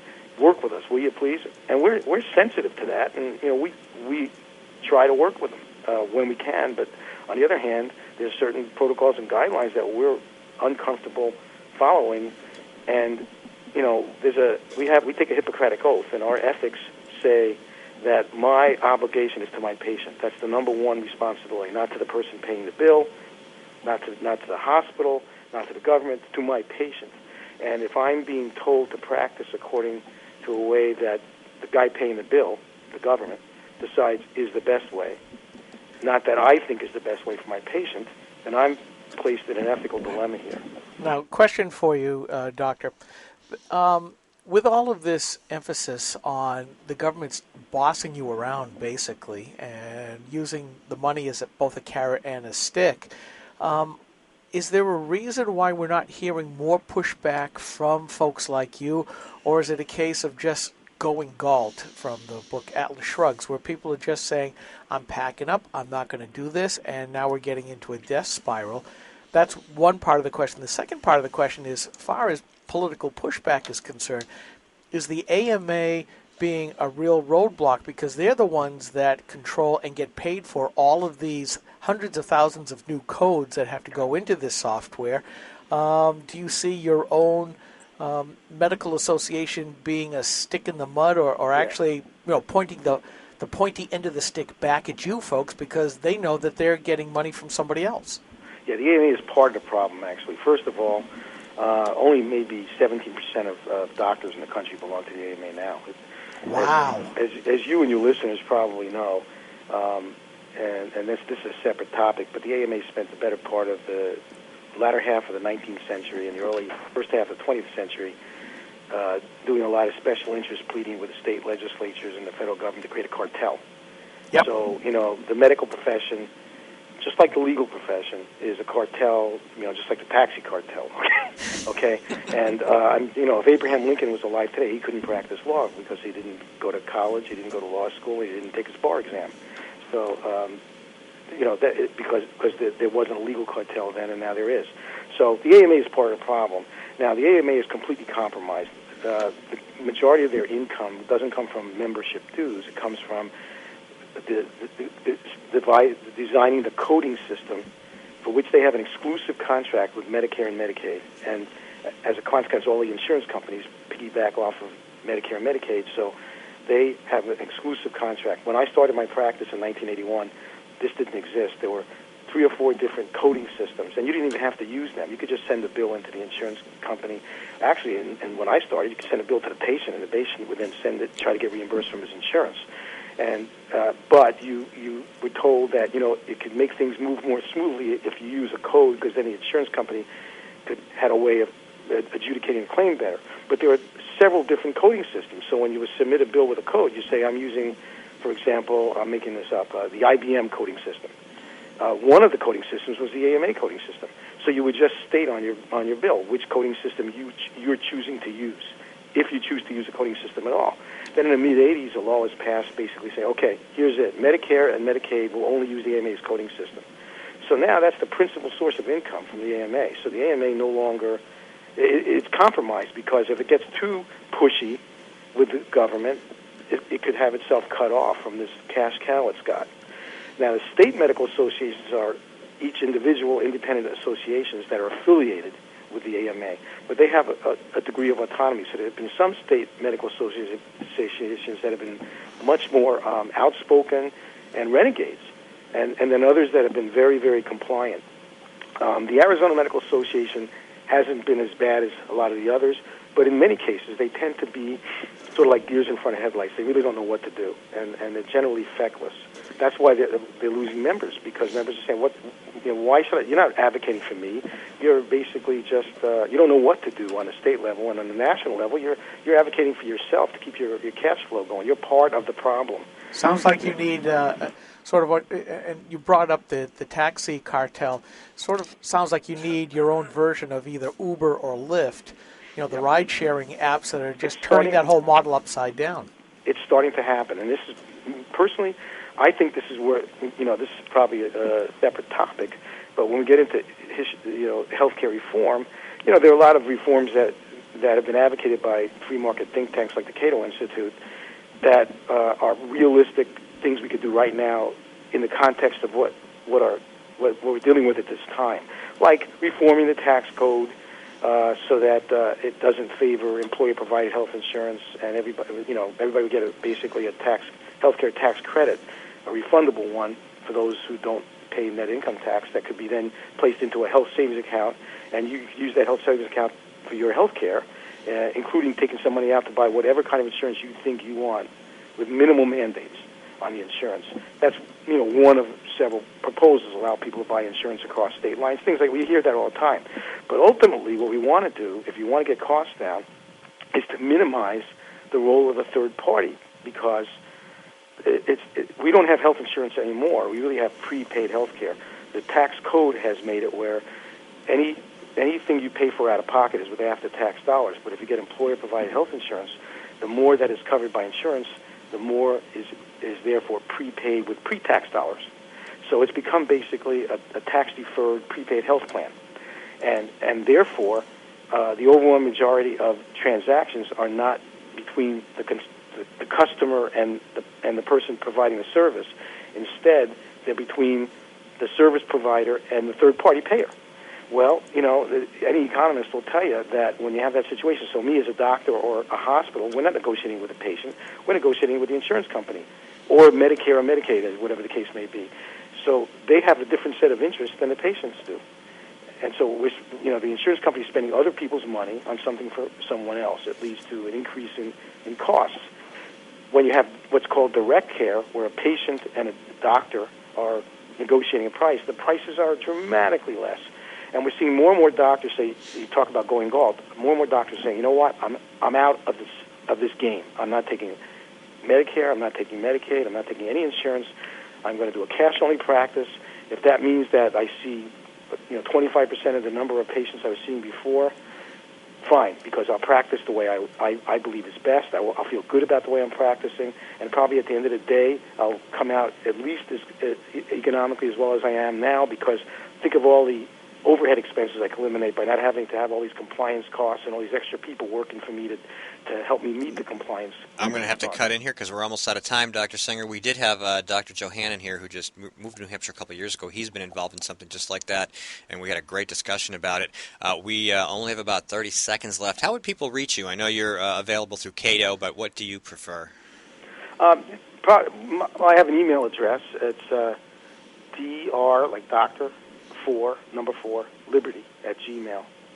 Doctor4liberty at gmail.com, and they could reach me there. All right, great. Well, thank you so much for taking time to talk to us today. You're welcome. All right, you have a great weekend and have a great Thanksgiving. You too. All right, thank you. Bye-bye. All right, Dr. Singer, thank you very much. Great segment. Had tons of information. We probably could have kept him on for an hour, and we would have had easily. We got to have him back because there's just so much to talk about there, and he brought up so many subjects that we didn't even have time to broach that were all really important to this discussion.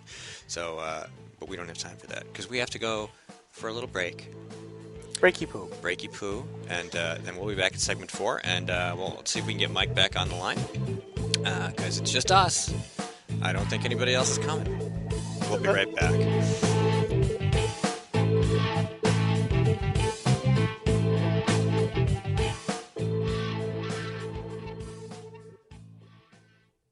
New Hampshire is famous for scenic drives, but they're tough to enjoy when you're on your way to the doctor. Because Obamacare limits your choices, some will have to drive more than an hour to see a doctor. What's health insurance worth if care isn't there when you need it? Jean Shaheen voted for Obamacare, putting your doctors and hospitals further out of reach. Tell Senator Shaheen Obamacare is not working for New Hampshire. Jean Shaheen and her allies are making false claims about her record on veterans. The truth? Shaheen refused to meet with veterans pushing for reform. She wasn't on the committee that wrote the reform legislation and refused to co-sponsor important VA reforms in the VA Management Accountability Act until after the VA scandal broke. When our veterans needed her, Jean Shaheen was AWOL. Tell Jean Shaheen to stop distorting the truth and fix the VA.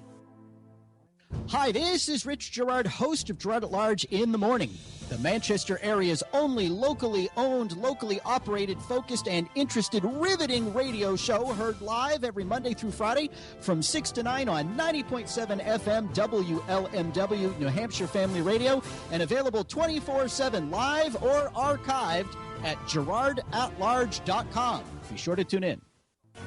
This is a coalition of New Hampshire taxpayers. We're located at 8 North Main in Concord, New Hampshire. This is a repository for all things conservative and municipal. So if you have a problem in your town, your school, your budget committee, the right to know law, and now, at the top of our list is voter fraud. You have a tip for us, some information for us, you want to join or help us out, cnht.org.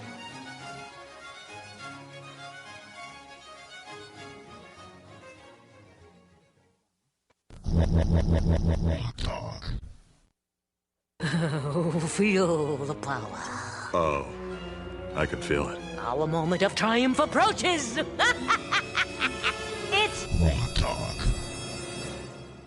3, 2, 1.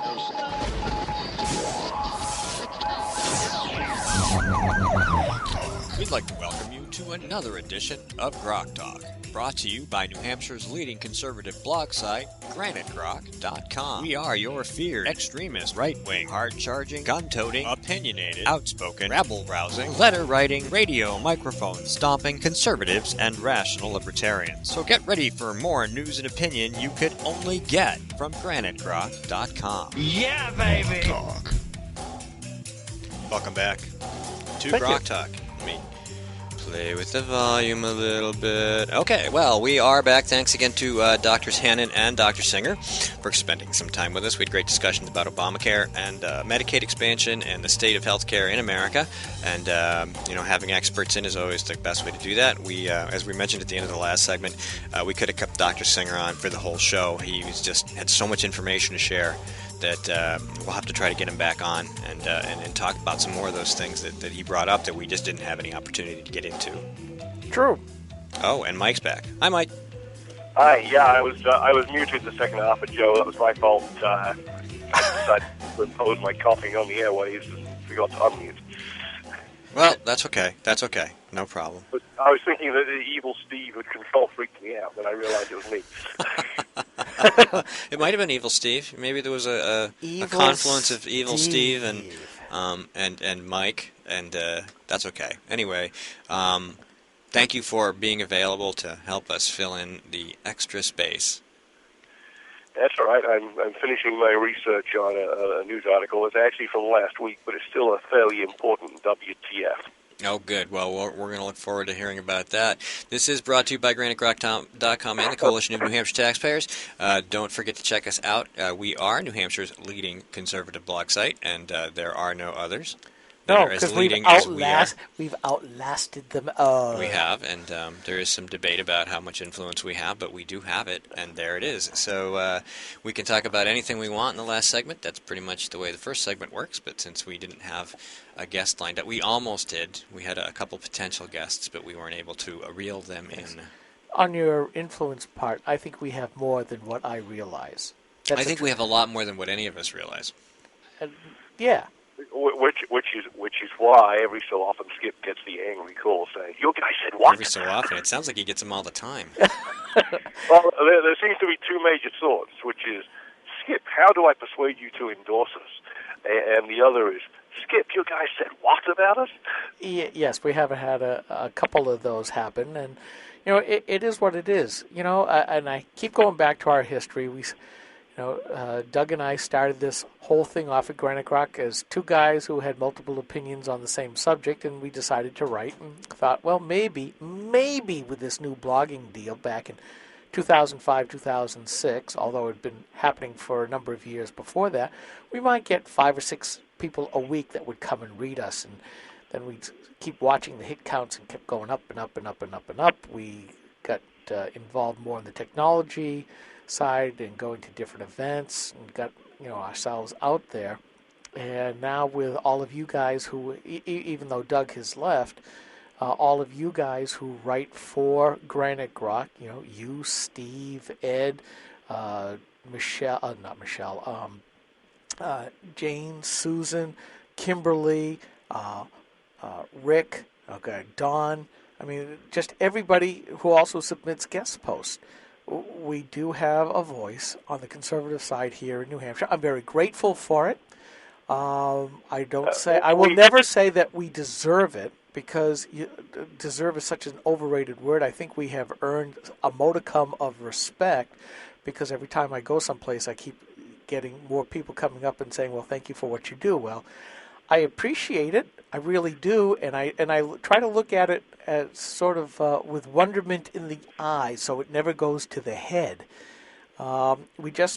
Here's our opinions. We write from principle, and we're just glad to be able to have the technology around that allows us to share it, not only in the written word, but audio and video and everything else. And I am very pleased to see whatever we've got, it happens.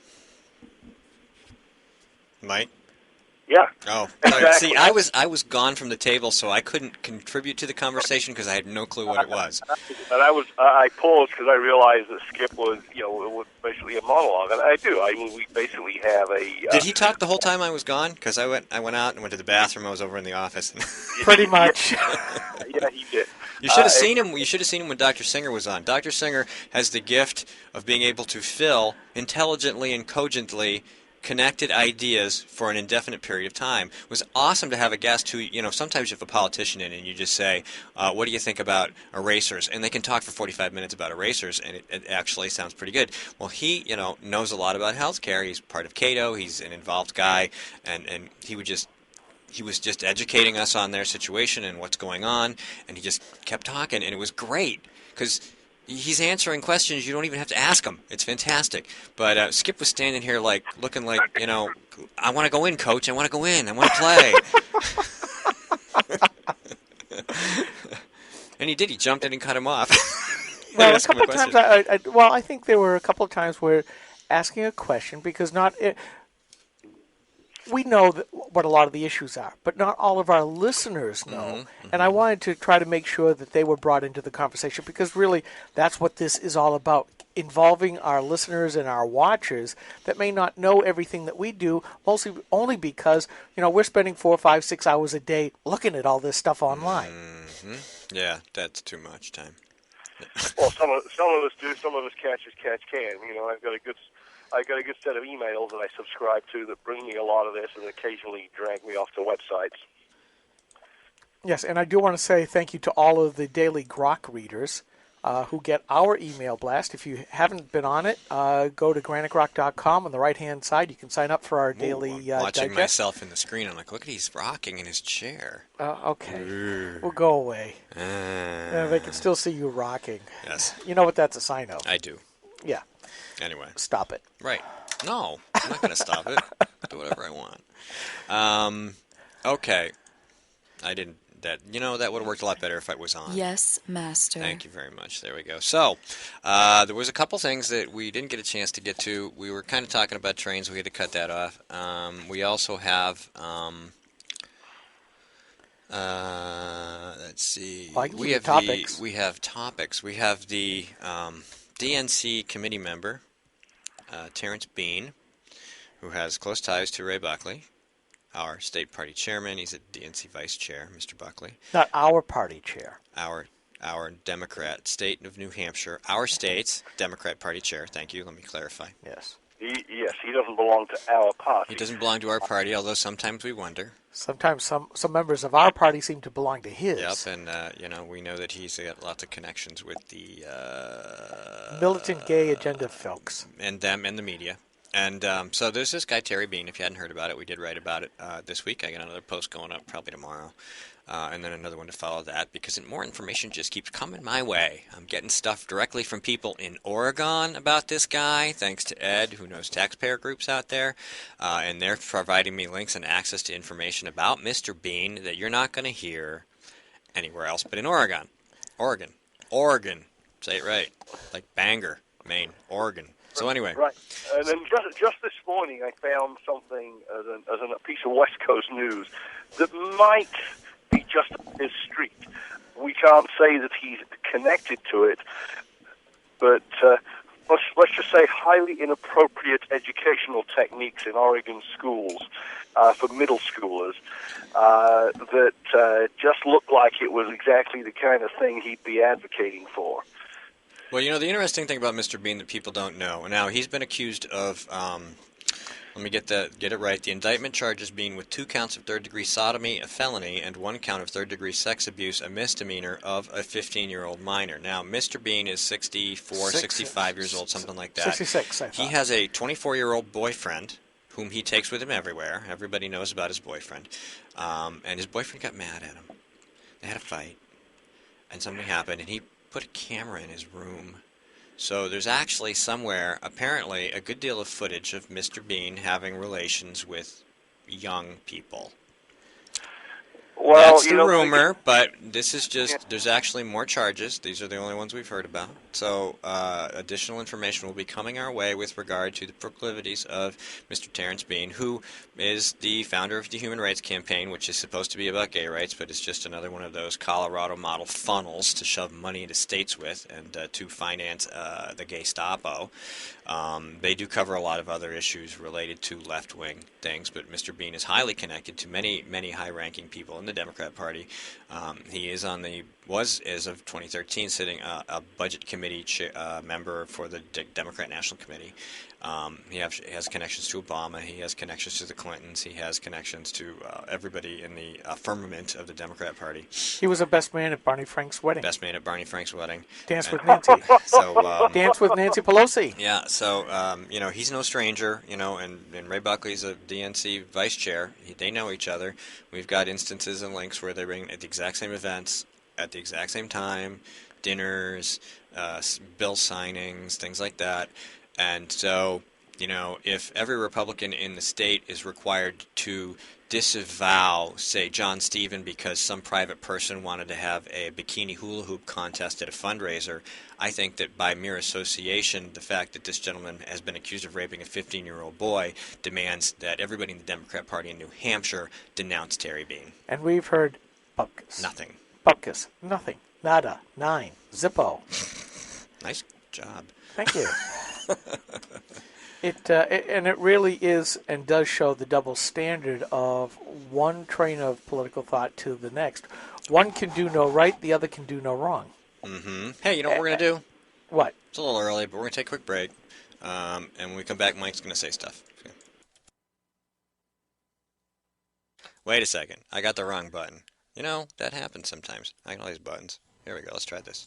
Hi, this is Rich Gerard, host of Gerard at Large in the Morning, the Manchester area's only locally owned, locally operated, focused, and interested riveting radio show, heard live every Monday through Friday from 6 to 9 on 90.7 FM WLMW New Hampshire Family Radio, and available 24/7 live or archived at GerardAtLarge.com. Be sure to tune in. This is a coalition of New Hampshire taxpayers. We're located at 8 North Main in Concord, New Hampshire. This is the repository for all things conservative and municipal. So if you have a problem in your town, your school, your budget committee, the right to know law, and now at the top of our list is voter fraud. You have a tip for us, some information for us, you want to join or help us out, cnht.org.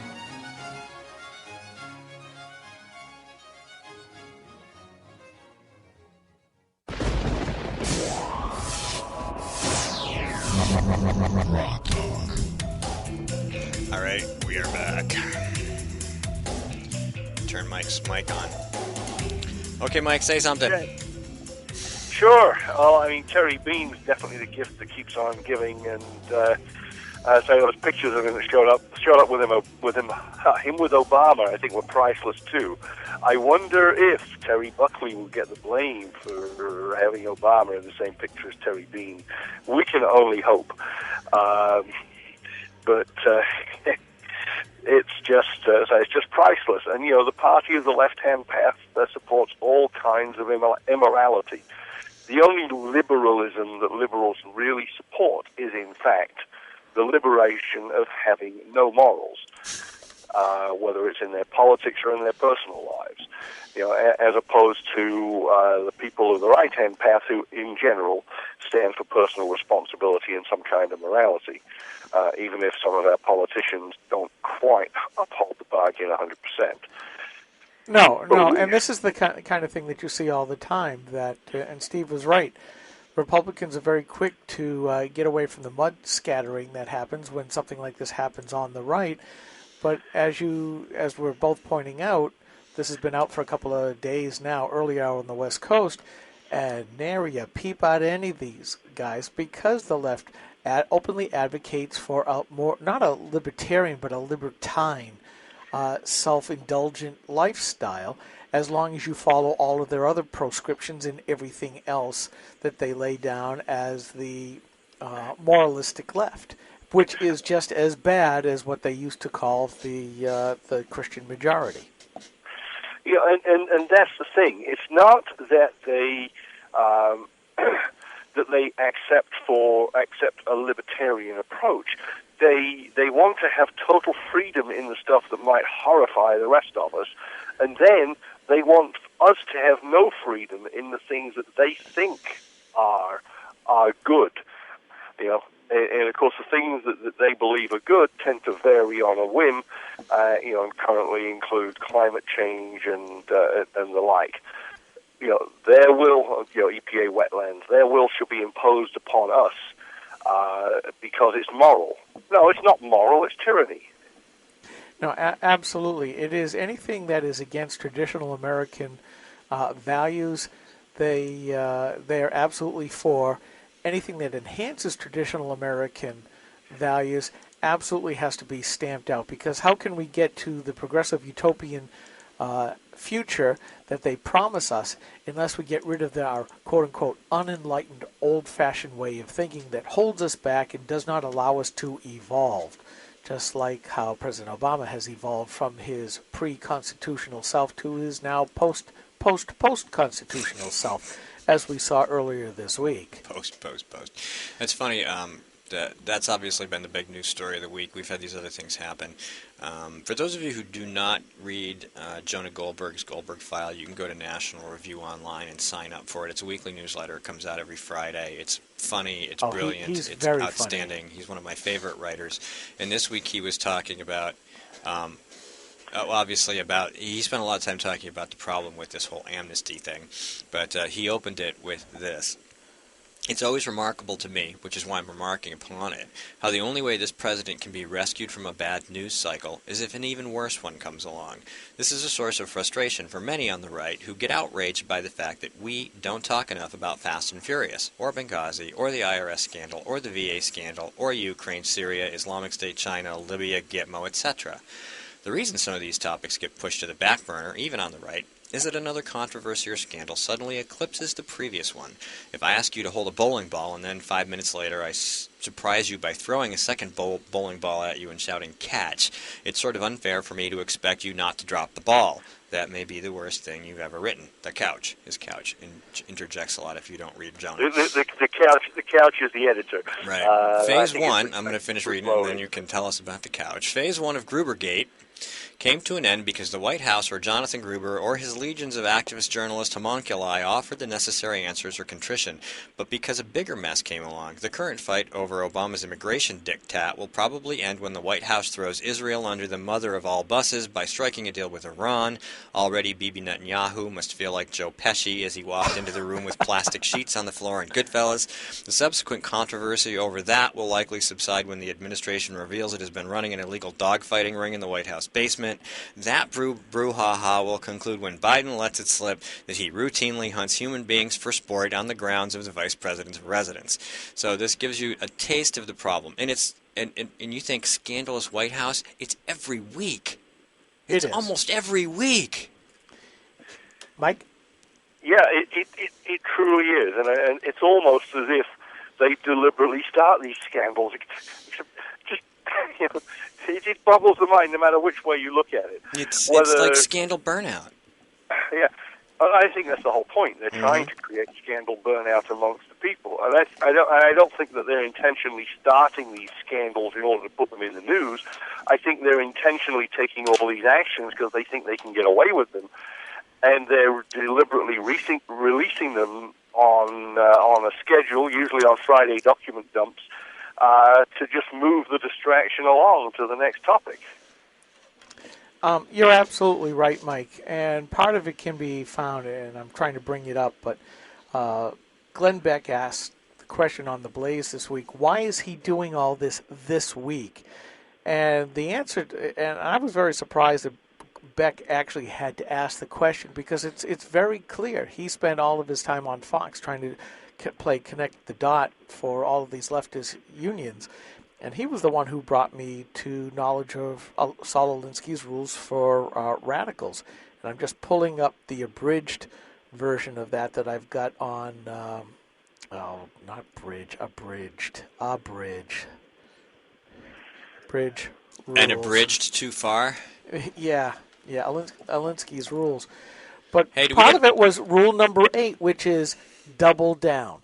In other words, overwhelm your opposition.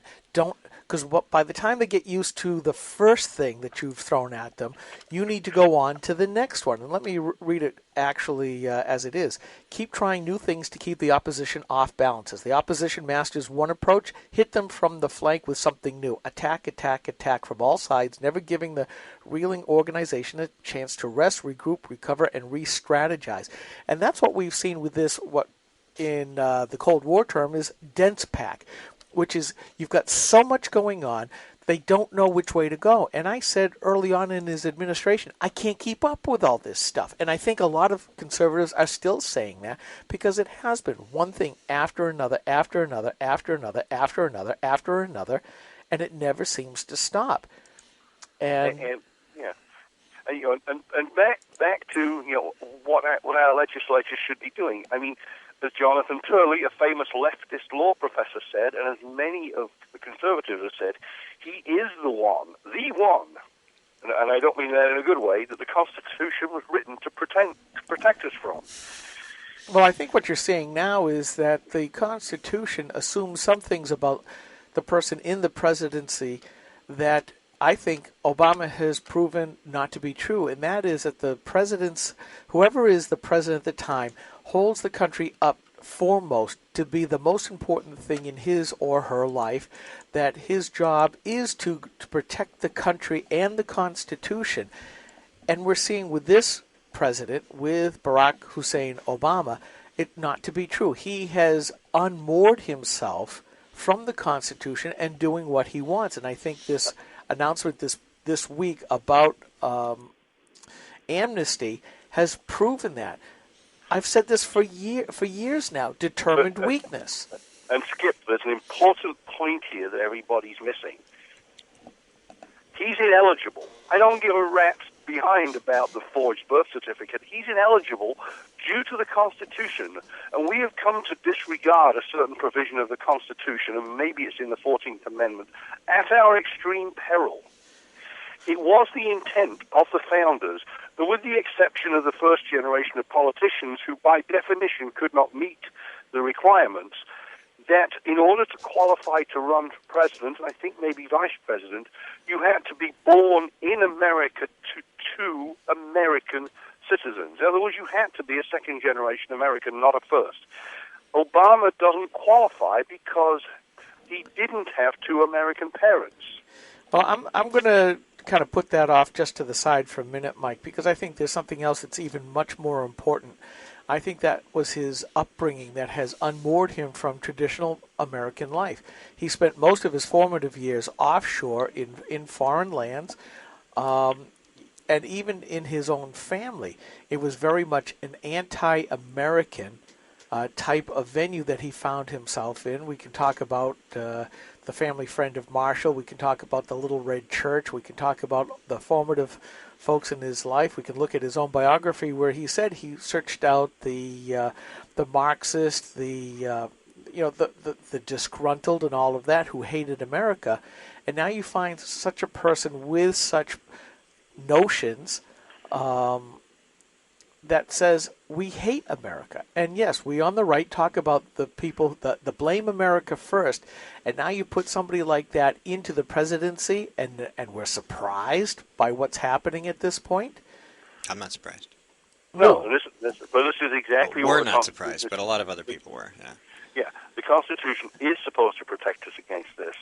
And I would wager that with two sets of American parents, at least one of them would have some anchoring to the United States. The problem is he had a Marxist mother, a father who, read the piece again by L.E. Ikenga going back to 2008, I think it was, about the American colonial or African colonial, about his hatred for the West that was basically part of the upbringing from his father, the dreams from his father, and and then Frank Marshall Davis and Bill Ayers were the icing on the cake. No, that part you're absolutely right, and I think if anybody this can be said of, he really is the anti-president that I don't think the founders ever thought could ever happen. That given what you have to go through to become a president. And how fast Obama went around it. He didn't have to go through much. No, and I think that for whatever reason, the stars alignment or whatever, we're seeing somebody that the Constitution cannot save us from because of also the confluence and the heightened partisanship that we see between the parties. We're not seeing both parties in Congress fighting for the power and the prestige of what Congress should be doing. The founders expected that the Congress would be fighting with the judiciary and the presidency, and you make that triangle, and each one's fighting for its own turf, jealously guarding it. The words I think in the Federalist Papers are, and we've seen the Congress give it up and give it away, and basically just like Trotsky said, I saw power lying in the street, I merely picked it up, and I think Obama saw the power and is now picking it up in a way that he didn't think he was going to be able to because of the dysfunction of the partisanship, not the Congress itself, but the dysfunction of the parties that have caused Congress to become almost irrelevant. You're falling into the leftist trap. No, because I think people are trying to see him as a regular kind of president, and I'm trying to say he's not that kind of president at all, because they keep saying, well, with these polls so low, he can't do this, he can't do that, he can't do this.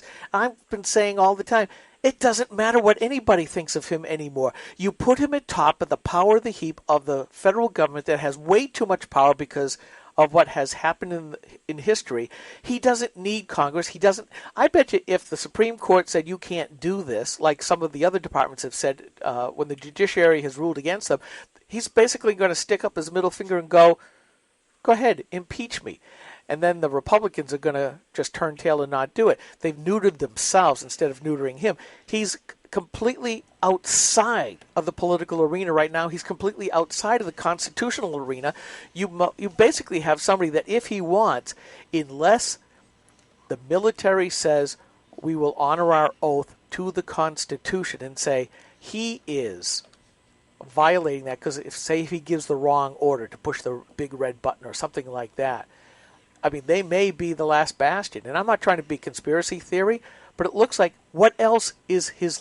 we are a government of limited principles. What is limiting him now? And I'm saying nothing. You're not going to have time to respond, Mike. I'm sorry. Scott talks through your whole minute. No, we're either going to have to do extra time or I'm going to have to do extra writing. Do extra writing. I'm sorry. That's okay. He's used to it. Thanks for coming on the show there today, sir. It's a good rant. All right, cool. All right, you're off.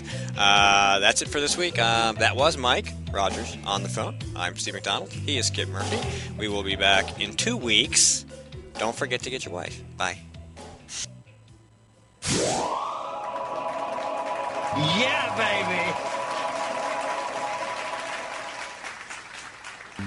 When asked whether she still supports Obamacare, Senator Jeanne Shaheen said, Yes, I do continue to support the law. We're beginning to see some positive results. how can Senator Shaheen say we're seeing positive results when 22,000 of our neighbors have already lost their health insurance? What's worse, the Boston Globe reports the state's only health insurance provider radically reduced the number of hospitals in their network, forcing some people to drive over an hour for lab work, even when there's a hospital within a few miles of their home. When pressed about lack of access, Shaheen said, There are some hospitals that are not covered, unfortunately, and I certainly hope that's going to change. Jeanne Shaheen promised us we could keep our doctors and our healthcare coverage. Now she hopes we can get to a local hospital? Call Senator Shaheen at 603-647-7500. Tell her we need more than hope. We need leadership. Paid for by Citizens for a Strong New Hampshire. Senator Jeanne Shaheen said, if you like your current health plan, you can keep it. That's not true, Senator. 22,000 New Hampshire citizens have been kicked off their insurance plans. Hospitals in Rochester, Concord, and Portsmouth, they aren't allowed to provide care under the exchange. Senator, you were wrong in your comments. You should apologize for your misleading remarks. I'm calling Senator Shaheen at 750-3004 and telling her I want my doctor back. You should too. Paid for by saberpack.org, not authorized by any candidate or candidate committee. All of the music on this program comes to us through Creative Commons licensing from Kevin MacLeod at Incompetech.com. The opinions expressed on this program are those of the speakers, not necessarily those of CNHT, GrokTALK.com, or anyone else for that matter.